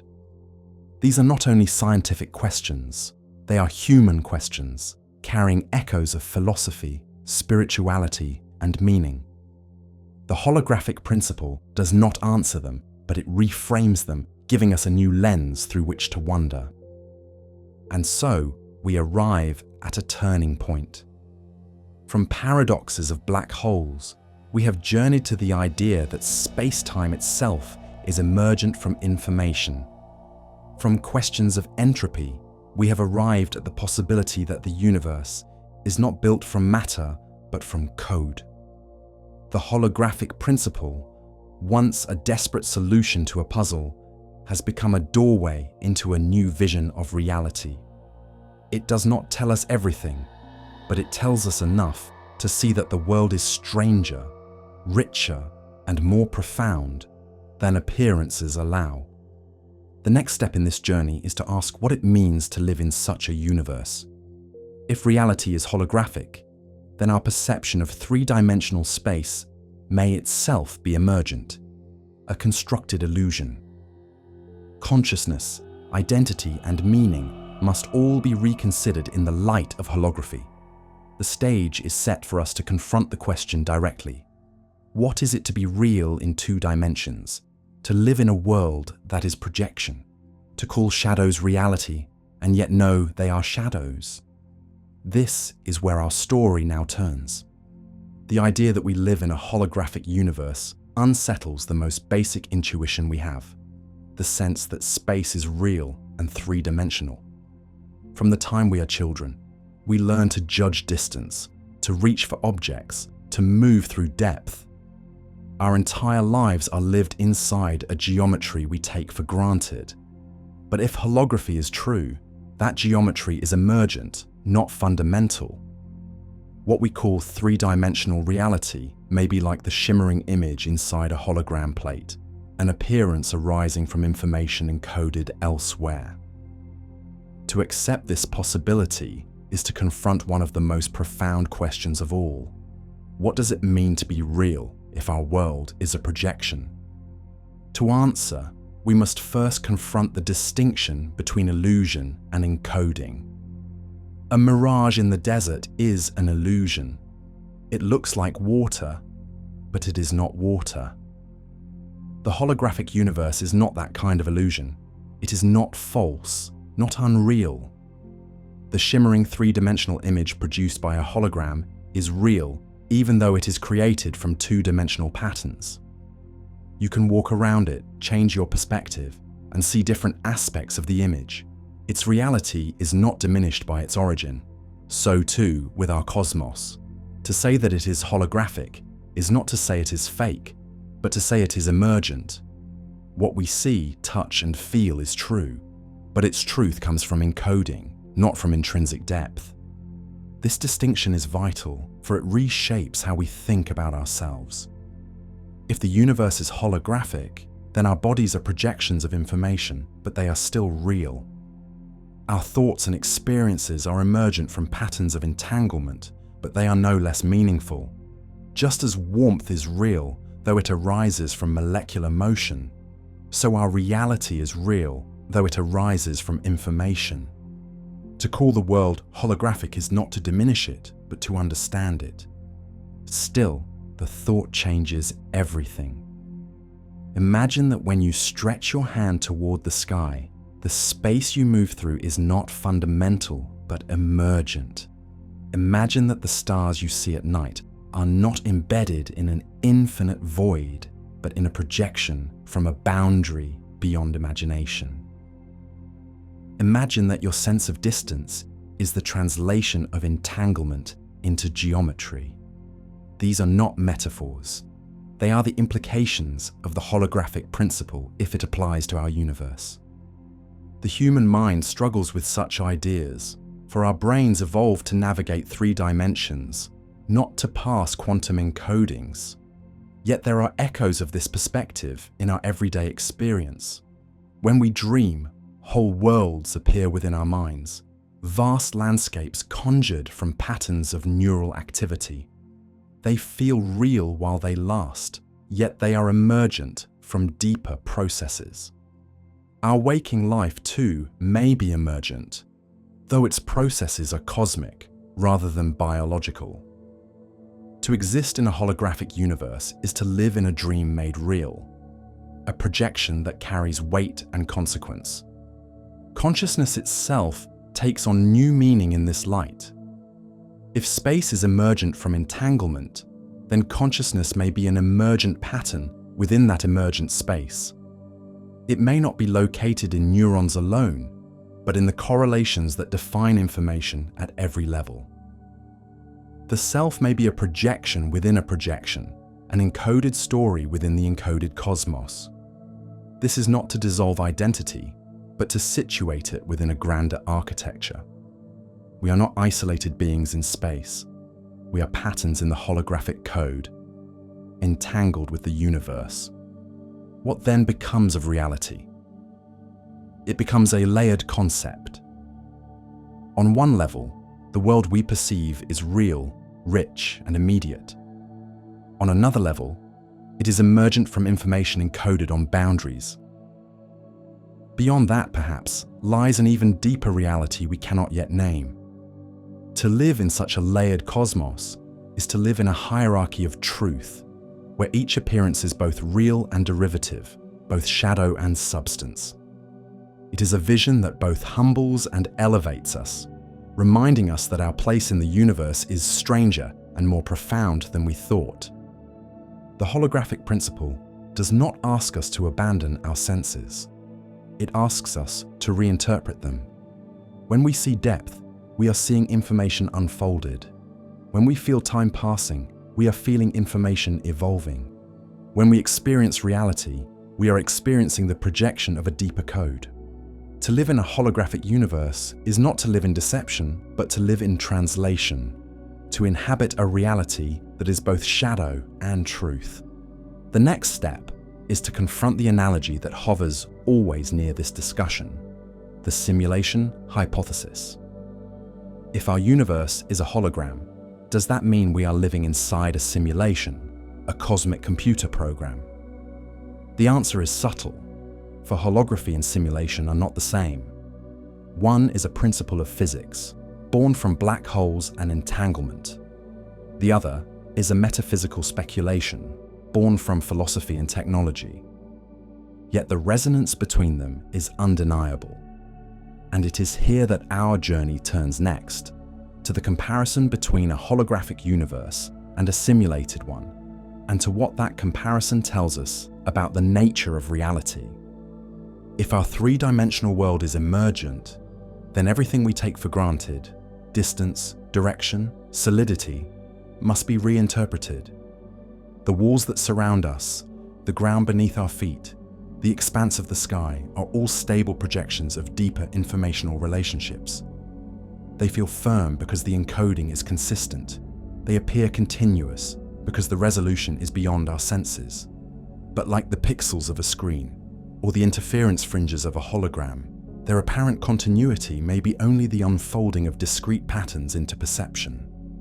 This invites us to rethink not only the cosmos, but ourselves. Our bodies are systems of atoms, but those atoms are themselves excitations of fields, and those fields may be holographic projections. What then is the self? If matter is emergent, then identity must also be emergent, a pattern woven from information. We are not reducible to particles, nor separable from the whole. We are localized projections within the holographic web, patterns of entanglement that generate the experience of individuality. This realization does not diminish us. It places us within a grander architecture, one where being is inseparable from the whole cosmos. In such a universe, consciousness takes on a new texture. To be aware may be to participate in the holographic unfolding, to experience the emergent geometry of information. Our minds, built from brains, built from neurons, built from atoms, are part of the same projection. But awareness itself, the sense of presence, of now, may be a translation of informational processes deeper than space and time. This suggests that consciousness is not confined to a location, but is a phenomenon that emerges wherever the code of reality grows complex enough to loop back on itself. In this way, our inner lives are not isolated islands, but expressions of the holographic sea. The everyday world, so familiar, becomes newly mysterious. When you throw a stone into a pond, the ripples you see are not just water waves.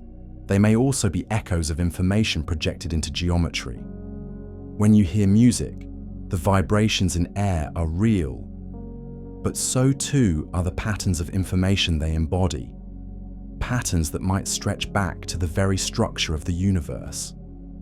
The holographic principle tells us that nothing is only what it seems, that every phenomenon is a translation of deeper codes into emergent form. This has profound implications for meaning. If reality is emergent, then meaning itself may also be emergent. It is not imposed from outside, nor hidden behind appearances, but grows from patterns of connection. Just as space grows from entanglement, so meaning may grow from relationships. What we call beauty, love, knowledge, all may be higher order emergences of informational structure. They are real because the emergent is real, but their reality is rooted in the deeper web. To live in a holographic universe is to know that meaning is not arbitrary, but woven into the same fabric as space and time. The notion of illusion changes too. In many traditions, the world was said to be illusory, a veil, or a shadow. The holographic principle gives that metaphor new weight, but with precision. Our world is not false, it is encoded. It is not a deception, but a projection. It is not unreal, but emergent. The shadows on the cave wall are not fabrications, but translations, carrying within them the truth of the fire and the forms. To call reality holographic is not to deny it, but to situate it within a hierarchy of truth. And yet the strangeness remains. We are creatures evolved to navigate three-dimensional landscapes. Our intuitions are built for volumes, not boundaries. To accept that those volumes may not exist fundamentally is to accept that our deepest instincts about reality are limited. It is to accept that our experience, while valid, is only one layer of a larger story. This humility is difficult, but it is also liberating. It reminds us that we are participants in a cosmos grander than we can imagine. A cosmos whose true architecture is hidden yet approachable through science and thought. As we look deeper, the question arises: if the universe is holographic, how should we live? What does it mean to exist as a projection? The answer is not despair, but wonder. To be a projection is not to be less real, but to be part of a deeper order. To be emergent is not to be meaningless, but to be integrated into the grand structure of existence. In a holographic universe, our lives are not trivial. They are encoded in the same language that writes galaxies and black holes. We are not shadows alone, but meaningful shadows, cast by the fire of information. This realization prepares us for the next step in the journey. If the holographic principle tells us that reality is emergent, it also invites comparison with another radical idea, the simulation hypothesis. Both suggest that what we see is not what is fundamental. Both propose layers beneath appearances, but they are not the same. One is physics, the other philosophy. One is born from equations, the other from thought experiments. To see the difference, and to see why holography does not imply simulation, we must now place the two side by side. If we are to take holography seriously, then we must carefully draw the line between projection and illusion. It is easy to slip into thinking that if the universe is holographic, then it must be fake, as though our lives were nothing but shadows on a screen. But that is not the truth of the principle. A holographic image is real in its own right. You can walk around it, observe it from different perspectives, and all of those perspectives agree. What you are seeing is emergent from a deeper encoding, but it is no less real for that. So too with the cosmos. Its depth may be emergent, but its reality is unquestionable. The stars are still stars. The ground is still solid. Our experiences are still authentic. To live in a holographic universe is not to live in illusion, but to live in emergence. This distinction matters because it shapes how we interpret our place in the cosmos. The suggestion that reality is fake carries a certain despair, the sense that nothing matters because everything is only appearance. The holographic principle avoids that trap. It says that appearances are real but derived, that they are reliable encodings of deeper truths. Our senses may not reveal the ultimate layer of reality, but they reveal a consistent and meaningful layer. Just as the warmth of fire is emergent from molecular motion, but still warms us, so the reality of space is emergent from information, but still holds us.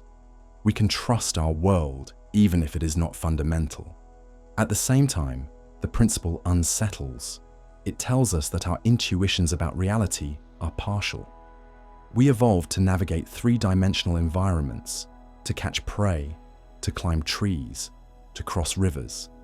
We did not evolve to understand entanglement entropy or emergent space-time.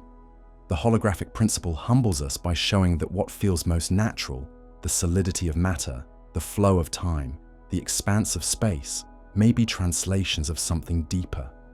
Yet it also elevates us, for we have discovered this truth through reason and imagination, through the slow and patient labor of science. We are shadows that have learned to question the fire. In this light, consciousness itself becomes a mystery of emergence. If space and time are projections, then our awareness, our thoughts, our sense of self must also be emergent. We are not separate from the hologram. We are part of it, encoded in its information. To think, to feel, to choose is to participate in the unfolding of the cosmic code. Our individuality is a pattern, stable for a time, dissolving eventually, but never erased, because information cannot die. In this sense, the holographic principle does not diminish human existence. It situates it within the same framework as the stars, the galaxies, and the black holes. We are written in the same language as the cosmos. The realization also sharpens the questions of philosophy. If reality is holographic, what does it mean to be free? If our lives are emergent from deeper codes, are our choices determined or open? If information is eternal, does some trace of us persist beyond death? These are not questions physics alone can answer, but physics reframes them. It tells us that reality is not matter alone, not mind alone, but information. It invites us to ask what that means for meaning itself. Here, the spectre of simulation arises. If our world is emergent, is it also computed? If space and time are projections, are they projected by something beyond them, perhaps a vast intelligence or machine? The simulation hypothesis is not the same as holography, but the resonance between them is strong. Both suggest that reality is not what it seems. Both propose layers beneath appearances. Yet the holographic principle is grounded in physics, while the simulation idea is a metaphysical speculation. To see clearly, we must separate the two, and in doing so, we learn something profound about what it means to live in a projected world. And so the journey continues. From ancient philosophy to modern physics, from black holes to entanglement, from emergence to consciousness, we arrive at the threshold of comparison. The next chapter will place holography beside simulation, to see where they align, where they differ, and what each tells us about reality. One is a principle of nature, the other is a hypothesis about existence. Both challenge us to rethink what it means to be real. The holographic principle has led us to a vision of the cosmos in which space and time are emergent, woven from information, projected from boundaries we cannot see. Inevitably, this vision evokes another idea that has gripped the imagination of philosophers, scientists, and storytellers alike. The simulation hypothesis. If reality is emergent, could it also be computed? If our universe is a projection, could it be the product of some vast machine, some intelligence beyond our own? The resemblance between holography and simulation is tempting, but to confuse them is to miss their profound differences. The simulation hypothesis is simple to state. It suggests that what we take to be reality is in fact a computer program run by beings beyond our universe. Our lives, our choices, our histories are lines of code, simulated by processors perhaps as far beyond ours as ours are beyond the abacus. This idea has roots in philosophy, in the suspicion that appearances may be deceptive, and in the modern rise of digital technology. In a world where virtual realities grow more convincing every year, it is natural to wonder whether our own reality is itself virtual. Holography, however, is not a story about computers. It is a principle of physics, born from the study of black holes, entropy, and quantum mechanics. It says that the information content of a region of space is proportional not to its volume, but to its surface. It shows that dualities exist between higher dimensional gravity and lower dimensional quantum theories. It reveals that space and time may be emergent from entanglement. At no point does it suggest that there is a computer running the show, nor that our universe is artificial. The holographic principle describes how nature behaves. The simulation hypothesis speculates about why. This difference is crucial. A holographic universe is not fake. Its stars shine, its atoms bond, its people live real lives. It is emergent, not illusory. A simulated universe, by contrast, raises the possibility that our experiences are fabrications generated by processes outside our reach. Holography says that our cosmos encodes itself. Simulation says that our cosmos is encoded by someone else. One is physics, the other metaphysics. And yet, the resemblance persists. Both ideas challenge the intuition that reality is fundamental. Both propose that what we see is not the ultimate layer. Both invite us to question appearances. This is why they are so often confused. Why the discovery of holography is sometimes mistaken as proof of simulation, but to equate them is to flatten their richness. Holography is testable, mathematical, grounded in black holes and entanglement. Simulation is speculative, philosophical, grounded in analogy and imagination. To understand our universe, we must distinguish the two. The fascination with simulation is not new. From Plato's cave to Descartes' demon to modern science fiction, humans have always wondered whether their world is authentic. The rise of computers made the idea newly vivid. If we can simulate simple universes in machines, why could not greater beings simulate ours? If video games can produce convincing worlds, why not one that includes us? Philosophers like Nick Bostrom have argued that if civilizations survive long enough to build such simulations, and if they build many, then it is statistically likely that we are in one. The argument is provocative, but it is not physics. It is probability and philosophy. Holography, by contrast, arises from the stubborn refusal of physics to allow information to be lost. It is born not from speculation, but from necessity. Black holes threatened the integrity of quantum mechanics, and the holographic principle emerged as the rescue. It was sharpened by Maldaceno's correspondence, tested in models, and extended across fields. Its predictions can be sought in the cosmic microwave background, in gravitational waves, in laboratory experiments. It may or may not describe our universe, but it is science, not speculation. This distinction does not make one idea more meaningful than the other, but it places them in different realms. The holographic principle tells us how reality might work. The simulation hypothesis asks what reality might be. One speaks to physics, the other to metaphysics. To confuse them is to misunderstand both.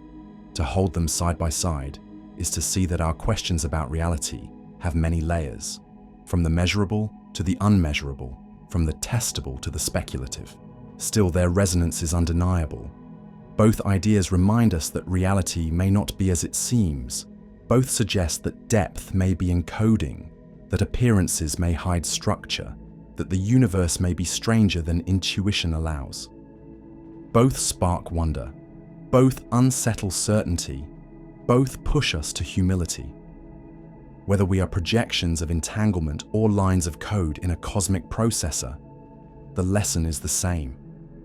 Reality is not simple, and our place within it is more mysterious than we know.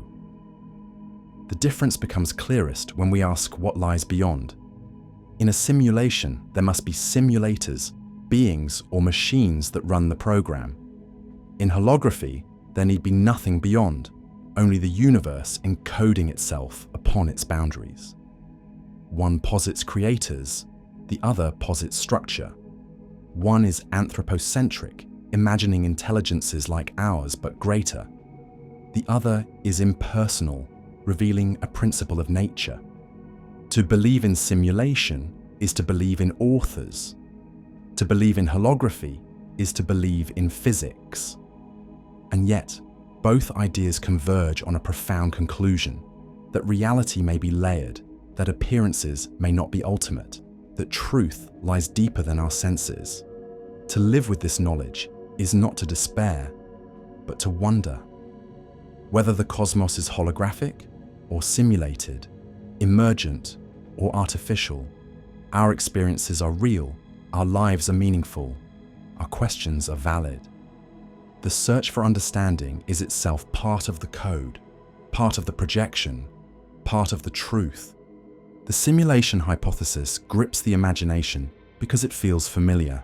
We live in an age where digital simulations are everywhere. Computer games create vast landscapes. Virtual reality lets us walk through invented worlds. Artificial intelligence generates images, voices, and conversations that mimic reality with uncanny precision. In such a world, the leap to imagining our own universe as a simulation feels almost natural. If we can build smaller worlds inside our computers, why could not some higher intelligence build ours? The argument feels persuasive because it mirrors our own technology. But here lies a trap. To assume the universe is a simulation because we can simulate things is to mistake analogy for evidence. A video game is not proof that life is simulated. A virtual reality headset is not proof that our cosmos is artificial. These are metaphors, not demonstrations. The holographic principle, by contrast, does not rely on analogy. It is derived from physics itself, from the laws of entropy, from the paradoxes of black holes, from the mathematics of quantum field theory. It is not speculation that reality might be simulated, but discovery that reality preserves information in holographic ways. This is why physicists caution against conflating holography with simulation. Holography says the universe encodes itself. Simulation says the universe is encoded by someone else. One is a principle of nature, the other an act of creation. To believe in holography is to believe that physics is consistent, that paradoxes have solutions, that information is fundamental.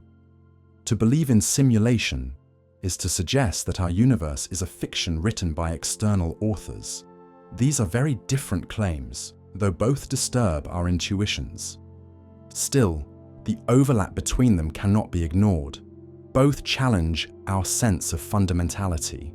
Both suggest that appearances may not reveal the true architecture of reality. Both tell us that depth may be emergent from boundaries, that what we experience is not the ultimate layer. And both inspire the same question. If this is so, how should we live? The answers diverge. In the simulation hypothesis, to live is to be part of someone else's experiment, a character in a program. This raises unsettling questions. Are our choices real or predetermined by code? Do the simulators intervene, or do they watch passively? Could they switch us off? The hypothesis places us in a universe that may be contingent, fragile, and perhaps meaningless beyond the curiosity of its creators. In the holographic principle, to live is to be part of the universe's own architecture. We are not experiments, but expressions. Our lives are emergent from the same informational web that generates stars and galaxies. Our choices, while shaped by physics, are part of the real unfolding of information. There are no external programmers. The universe encodes itself, and we are among its encodings. This vision may unsettle, but it also affirms. We belong to the cosmos in the same way the cosmos belongs to itself. Why then do people find the simulation hypothesis so compelling? Partly because it echoes ancient ideas of creation, gods, and destiny, translated into technological language. Partly because it offers narrative clarity. If reality is simulated, then someone is responsible. The holographic principle, by contrast, is impersonal. It offers no simulators, no overseers, only the stark beauty of physics. Some find this less satisfying, for it leaves no authors to explain our existence. But in truth, this is its power. Holography requires no external hand. It is a principle intrinsic to reality, as natural as gravity, as universal as light. This distinction shapes not only philosophy, but science. The simulation hypothesis, by its nature, resists testing. If we are inside a simulation, then what counts as proof? A glitch in the matrix? A message hidden in cosmic rays? Such speculation quickly drifts beyond falsifiability. Holography, however, is testable. It makes predictions about entropy, about entanglement, about the structure of black holes and the cosmic microwave background. Experiments may one day confirm or refute it. This is what makes it physics rather than speculation. In the end, the difference between holography and simulation is the difference between explanation and imagination. Holography explains why information is preserved, why paradoxes dissolve, why space and time may emerge from entanglement. Simulation imagines why the universe exists at all, proposing authors and purposes beyond our reach. Both are fascinating, but only one rests on the firm ground of science. And yet, their convergence in our cultural imagination is telling. Both reflect a deep human suspicion that reality is not as it seems. Both echo the ancient stories of shadows and veils, of worlds behind the world.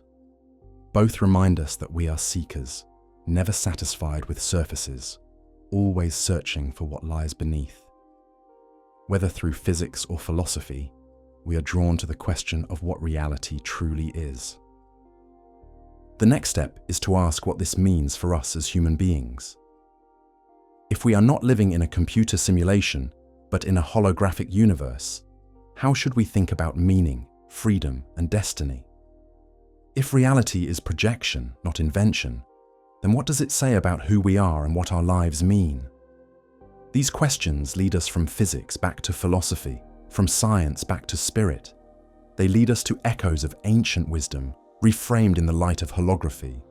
The holographic principle and the simulation hypothesis both invite us to question appearances, but the lessons they offer diverge profoundly. Simulation implies that our universe is contingent, an artifact created by agents outside it. Holography implies that our universe is self-contained, its properties flowing naturally from the structure of information. The distinction is not small. It shapes how we interpret our place in reality, how we think about meaning, and how we imagine the future. In a simulated universe, our experiences are real to us, but ultimately dependent upon the choices of simulators. If they stop the program, we vanish. If they alter the code, our laws of physics change. Meaning in such a universe is precarious, resting on the intentions of others. We are subjects inside an experiment, living at the mercy of our creators. This vision unsettles because it reduces our existence to contingency. It makes reality fragile, a fiction sustained only by someone else's attention. In a holographic universe, our experiences are emergent but not contingent upon external will. They are written into the very architecture of reality. Our lives, our choices, our histories are encoded in the same information that builds stars and galaxies. Meaning here is intrinsic, not bestowed from outside, but arising from within. We are not characters in a program. We are part of the universe itself, encoded as deeply and as authentically as anything can be. This vision affirms because it situates us inside a cosmos that is coherent, lawful, and complete. It is worth pausing on this distinction. Illusion is not the same as emergence. To be emergent is to be genuine at one level and derived from another. Heat is emergent from molecular motion. Consciousness is emergent from neural activity. Space may be emergent from entanglement. None of these are fake. They are real in their own domains, even if they arise from deeper structures. To call the universe holographic is to say it is emergent. To call it simulated is to say it is fabricated. The difference is the difference between nature and artifice, between physics and authorship. The cultural allure of simulation lies in its drama. It places us in a story with hidden creators, in a world with secrets waiting to be uncovered. It flatters and unsettles, suggesting that we are participants in a grand experiment. The allure of holography is subtler. It does not grant us authors, but it grants us coherence. It does not give us destiny, but it gives us continuity. It does not flatter us, but it invites us to wonder. One offers a narrative, the other offers a principle. And yet both converge upon the same human truth. We are not content with surfaces. We hunger for depth, for layers beneath what we see. Plato's cave, Hindu Maya, Descartes' demon, the digital matrix. Each is a version of the same intuition, that the world of appearances is not ultimate. Holography and simulation are modern heirs to this lineage. They reflect our refusal to accept that reality is only what it seems. They remind us that to be human is to question, to doubt, to seek. But science demands more than speculation. It demands testable principles, predictions, and evidence. Here, holography distinguishes itself. It is not just an idea, but a framework. It can be modeled, calculated, and in principle confirmed. Simulation, by contrast, remains philosophy. It may provoke thought, but it cannot be proven or disproven. This is why physicists take holography seriously, while simulation remains a thought experiment. As we leave this comparison, one lesson remains. Whether holographic or simulated, emergent or artificial, our reality is real for us. Our choices matter, our lives unfold, our questions shape our journey. To seek the truth of reality is to honor it, whatever its architecture may be. The holographic principle does not tell us why the universe exists, but it tells us how it may exist. The simulation hypothesis does not tell us how, but it imagines why. Together, they remind us that reality is both mystery and gift. And so we move forward, from the physics of holography to the echoes it awakens in philosophy and spirit. The idea that the world is emergent, that appearances are projections, resonates with ancient traditions across cultures. From the shadows of Plato's cave to the veil of Maya, from mystical visions to scientific equations, the intuition recurs. Reality is not what it seems. The next chapter explores these echoes, tracing how holography resonates with human thought across ages, and what it means for questions of meaning, freedom, and destiny. The holographic principle, born in the fire of black hole paradoxes and sharpened in the mathematics of string theory, reaches beyond the boundaries of physics into the oldest questions humans have ever asked. From the moment we first wondered whether the world around us was real or merely appearance, we have grappled with the same unease that holography makes precise. If reality is emergent, if depth is projection, if information is the foundation, then our modern science stands shoulder to shoulder with ancient wisdom traditions that spoke of shadow, illusion, and veils. Consider Plato's allegory of the cave. Prisoners sit chained, facing a wall, watching shadows cast by a fire behind them. To them, the shadows are the whole of reality. Only when one prisoner escapes and sees the fire, and beyond that the sun, does he realize that the shadows were appearances, projections of a deeper truth. This story, told more than 2,000 years ago, is a parable of knowledge and illusion. It is also, remarkably, a metaphor that resonates with holography. We may be those prisoners, gazing at the projections of information upon the screen of space-time, mistaking them for ultimate reality. Holography does not say that our world is false, but it does say it is shadow, a projection of something deeper. The Hindu tradition speaks of Maya, the veil of illusion.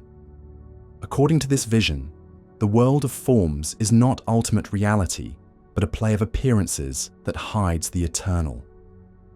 To pierce Maya is to awaken to the truth that all things are one, that diversity is a projection of unity.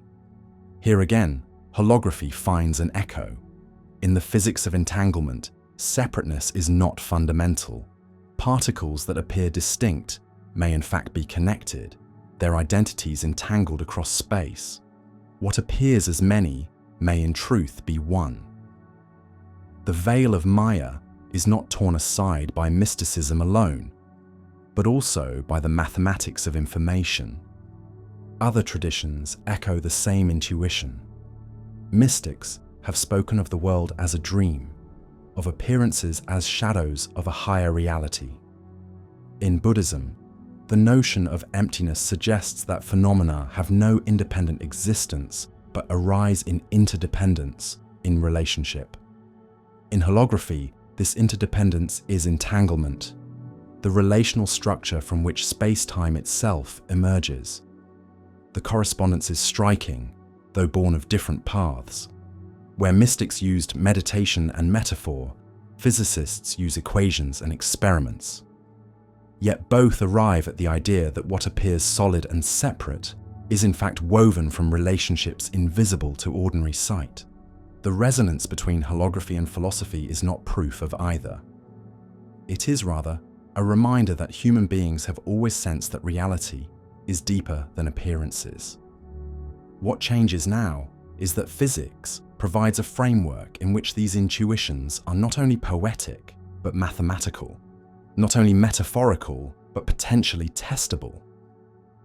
Holography bridges myth and measurement, uniting our oldest questions with our newest discoveries.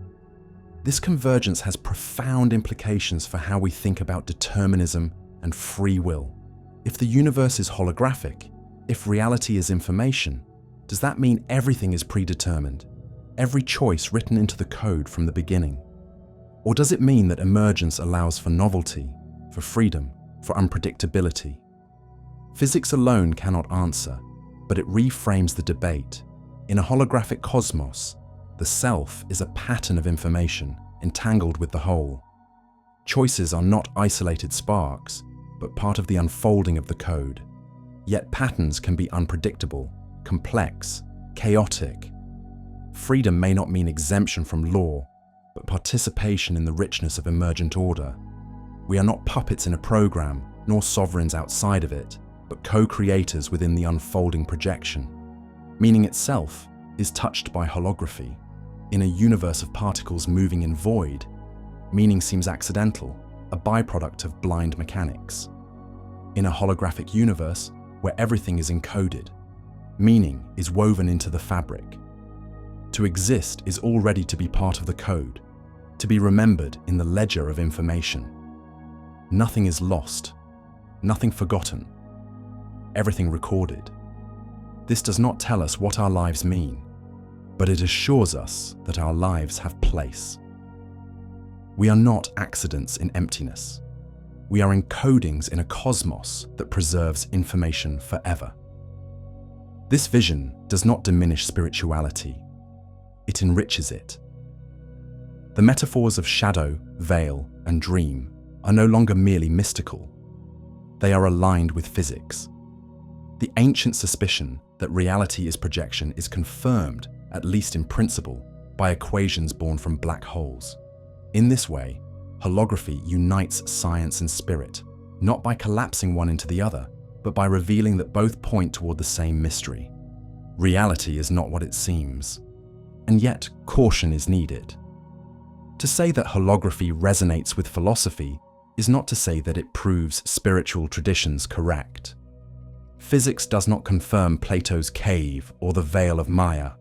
It discovers its own principles, its own structures. The echoes are suggestive, not conclusive, but they matter because they remind us that science does not erase meaning, but expands it. To see the cosmos as holographic is not only to solve paradoxes, but to confront ancient questions anew. As we stand on the edge of this realization, one truth becomes clear. The holographic principle transforms not only our physics, but our philosophy. It tells us that the world we see is emergent, that appearances hide deeper encodings, that information is eternal. It tells us that determinism and freedom are not opposites, but layers of order and emergence. It tells us that meaning is not imposed from outside, but arises from the structure of reality itself. The journey has taken us from shadows on cave walls to horizons of black holes, from veils of illusion to equations of entanglement, from myths of dream to experiments with light. And it prepares us now for the final reflection. What is the current status of holography as science? Where does physics stand in testing and confirming this vision? How close are we to knowing whether our universe is truly a hologram? These questions form the horizon of our inquiry, the edge of knowledge where science meets mystery. And it is there, at the edge, that we must conclude our journey. The holographic principle stands as one of the boldest ideas in modern science. It was born from paradox, from the tension between gravity and quantum mechanics, from the riddle of black holes and the fate of information. It has grown into a powerful mathematical framework, reshaping our understanding of space, time, and reality itself. And yet, for all its elegance, for all its resonance with ancient intuition and modern philosophy, holography remains unproven for the cosmos we actually inhabit. We stand at the edge of knowledge, gazing into the horizon of possibility, waiting to see whether the universe will confirm the vision we have glimpsed. Among physicists, the consensus is cautious. The ADS-CFT correspondence is a triumph, a concrete realization of holography in a specific spacetime with negative curvature. Within that framework, the mathematics is exact, the duality is precise, the results are testable in principle. But our universe is not anti-de Sitter. It is not negatively curved. It is expanding, driven by dark energy toward a de Sitter geometry with positive curvature. The correspondence we know does not map directly onto our reality. The challenge is to find whether holography can be extended to the universe we live in. This is no small task. The mathematics of de Sitter holography is far more complex than its anti-de Sitter cousin. Progress has been made, but the correspondence is incomplete, the map unclear. Physicists debate whether a true duality exists for our cosmos, whether our universe can be fully described as a hologram projected from a boundary. Some are confident, others skeptical. All agree that the question is profound, perhaps the deepest in modern physics. Meanwhile, experiments continue to seek evidence. The cosmic microwave background, mapped with exquisite precision, contains anomalies that tantalize but do not prove. Gravitational wave observatories may one day detect signatures of holographic discreteness, but so far the signals are silent. Laboratory experiments like the holometer search for holographic noise, probing space-time for jitter, but the results are inconclusive. The evidence remains elusive, the fingerprints faint. The holographic principle is not yet confirmed by nature. It is a powerful idea, a framework, a possibility, but not a fact. And yet, even without proof, holography has transformed physics. It has given us new tools to study black holes, new insights into quantum information, new bridges between fields once thought separate. It has inspired experiments, guided theories, and reshaped philosophy. It has expanded our imagination of what reality might be. Even if holography were one day found not to describe our cosmos, its lessons would endure. It has shown us that paradoxes can lead to revolutions, that boundaries can encode depths, that information may be more fundamental than space and time. The image that lingers is cinematic. Imagine the universe not as a vast three-dimensional volume, but as a projection, a play of light and shadow cast from a surface beyond our reach. Galaxies, stars, planets, and people are all patterns in that projection. The void itself is emergent, the distances between us woven from threads of information. Reality is not built from matter alone, but from meaning, from code, from entanglement. To exist is to be part of that projection, to be inscribed upon the cosmic screen. And beyond the screen? That is the question that haunts us. If the universe is holographic, what lies beyond the surface on which it is projected? Physics cannot yet answer. Perhaps nothing lies beyond, for the surface is the reality. Perhaps something greater exists, dimensions we cannot perceive, truths we cannot name. To ask is to confront the edge of knowledge, where science meets mystery. This is where we must end, at the edge of the holographic horizon. The principle is powerful, beautiful, suggestive. It may one day be proven, or it may remain forever a guiding metaphor. Either way, it has changed us. It has taught us that reality is not simple, that appearances are not ultimate, that information may be the true foundation of existence. It has reminded us that the greatest mysteries lie not only in the stars, but in the structure of reality itself. Perhaps reality is not built from matter, but from information, projected like light upon a cosmic screen. Perhaps our lives are not shadows in emptiness, but encodings in eternity. If so, the greatest mystery is not what lies inside the universe, but what lies beyond its surface. And that, in the end, is the gift of the holographic principle. It does not close the book. It opens it. It shows us that the universe is stranger, richer, and more profound than we imagined. It invites us to keep asking, to keep searching, to keep wondering. For at the horizon of knowledge, on the edge of the hologram, the story of reality is still being written.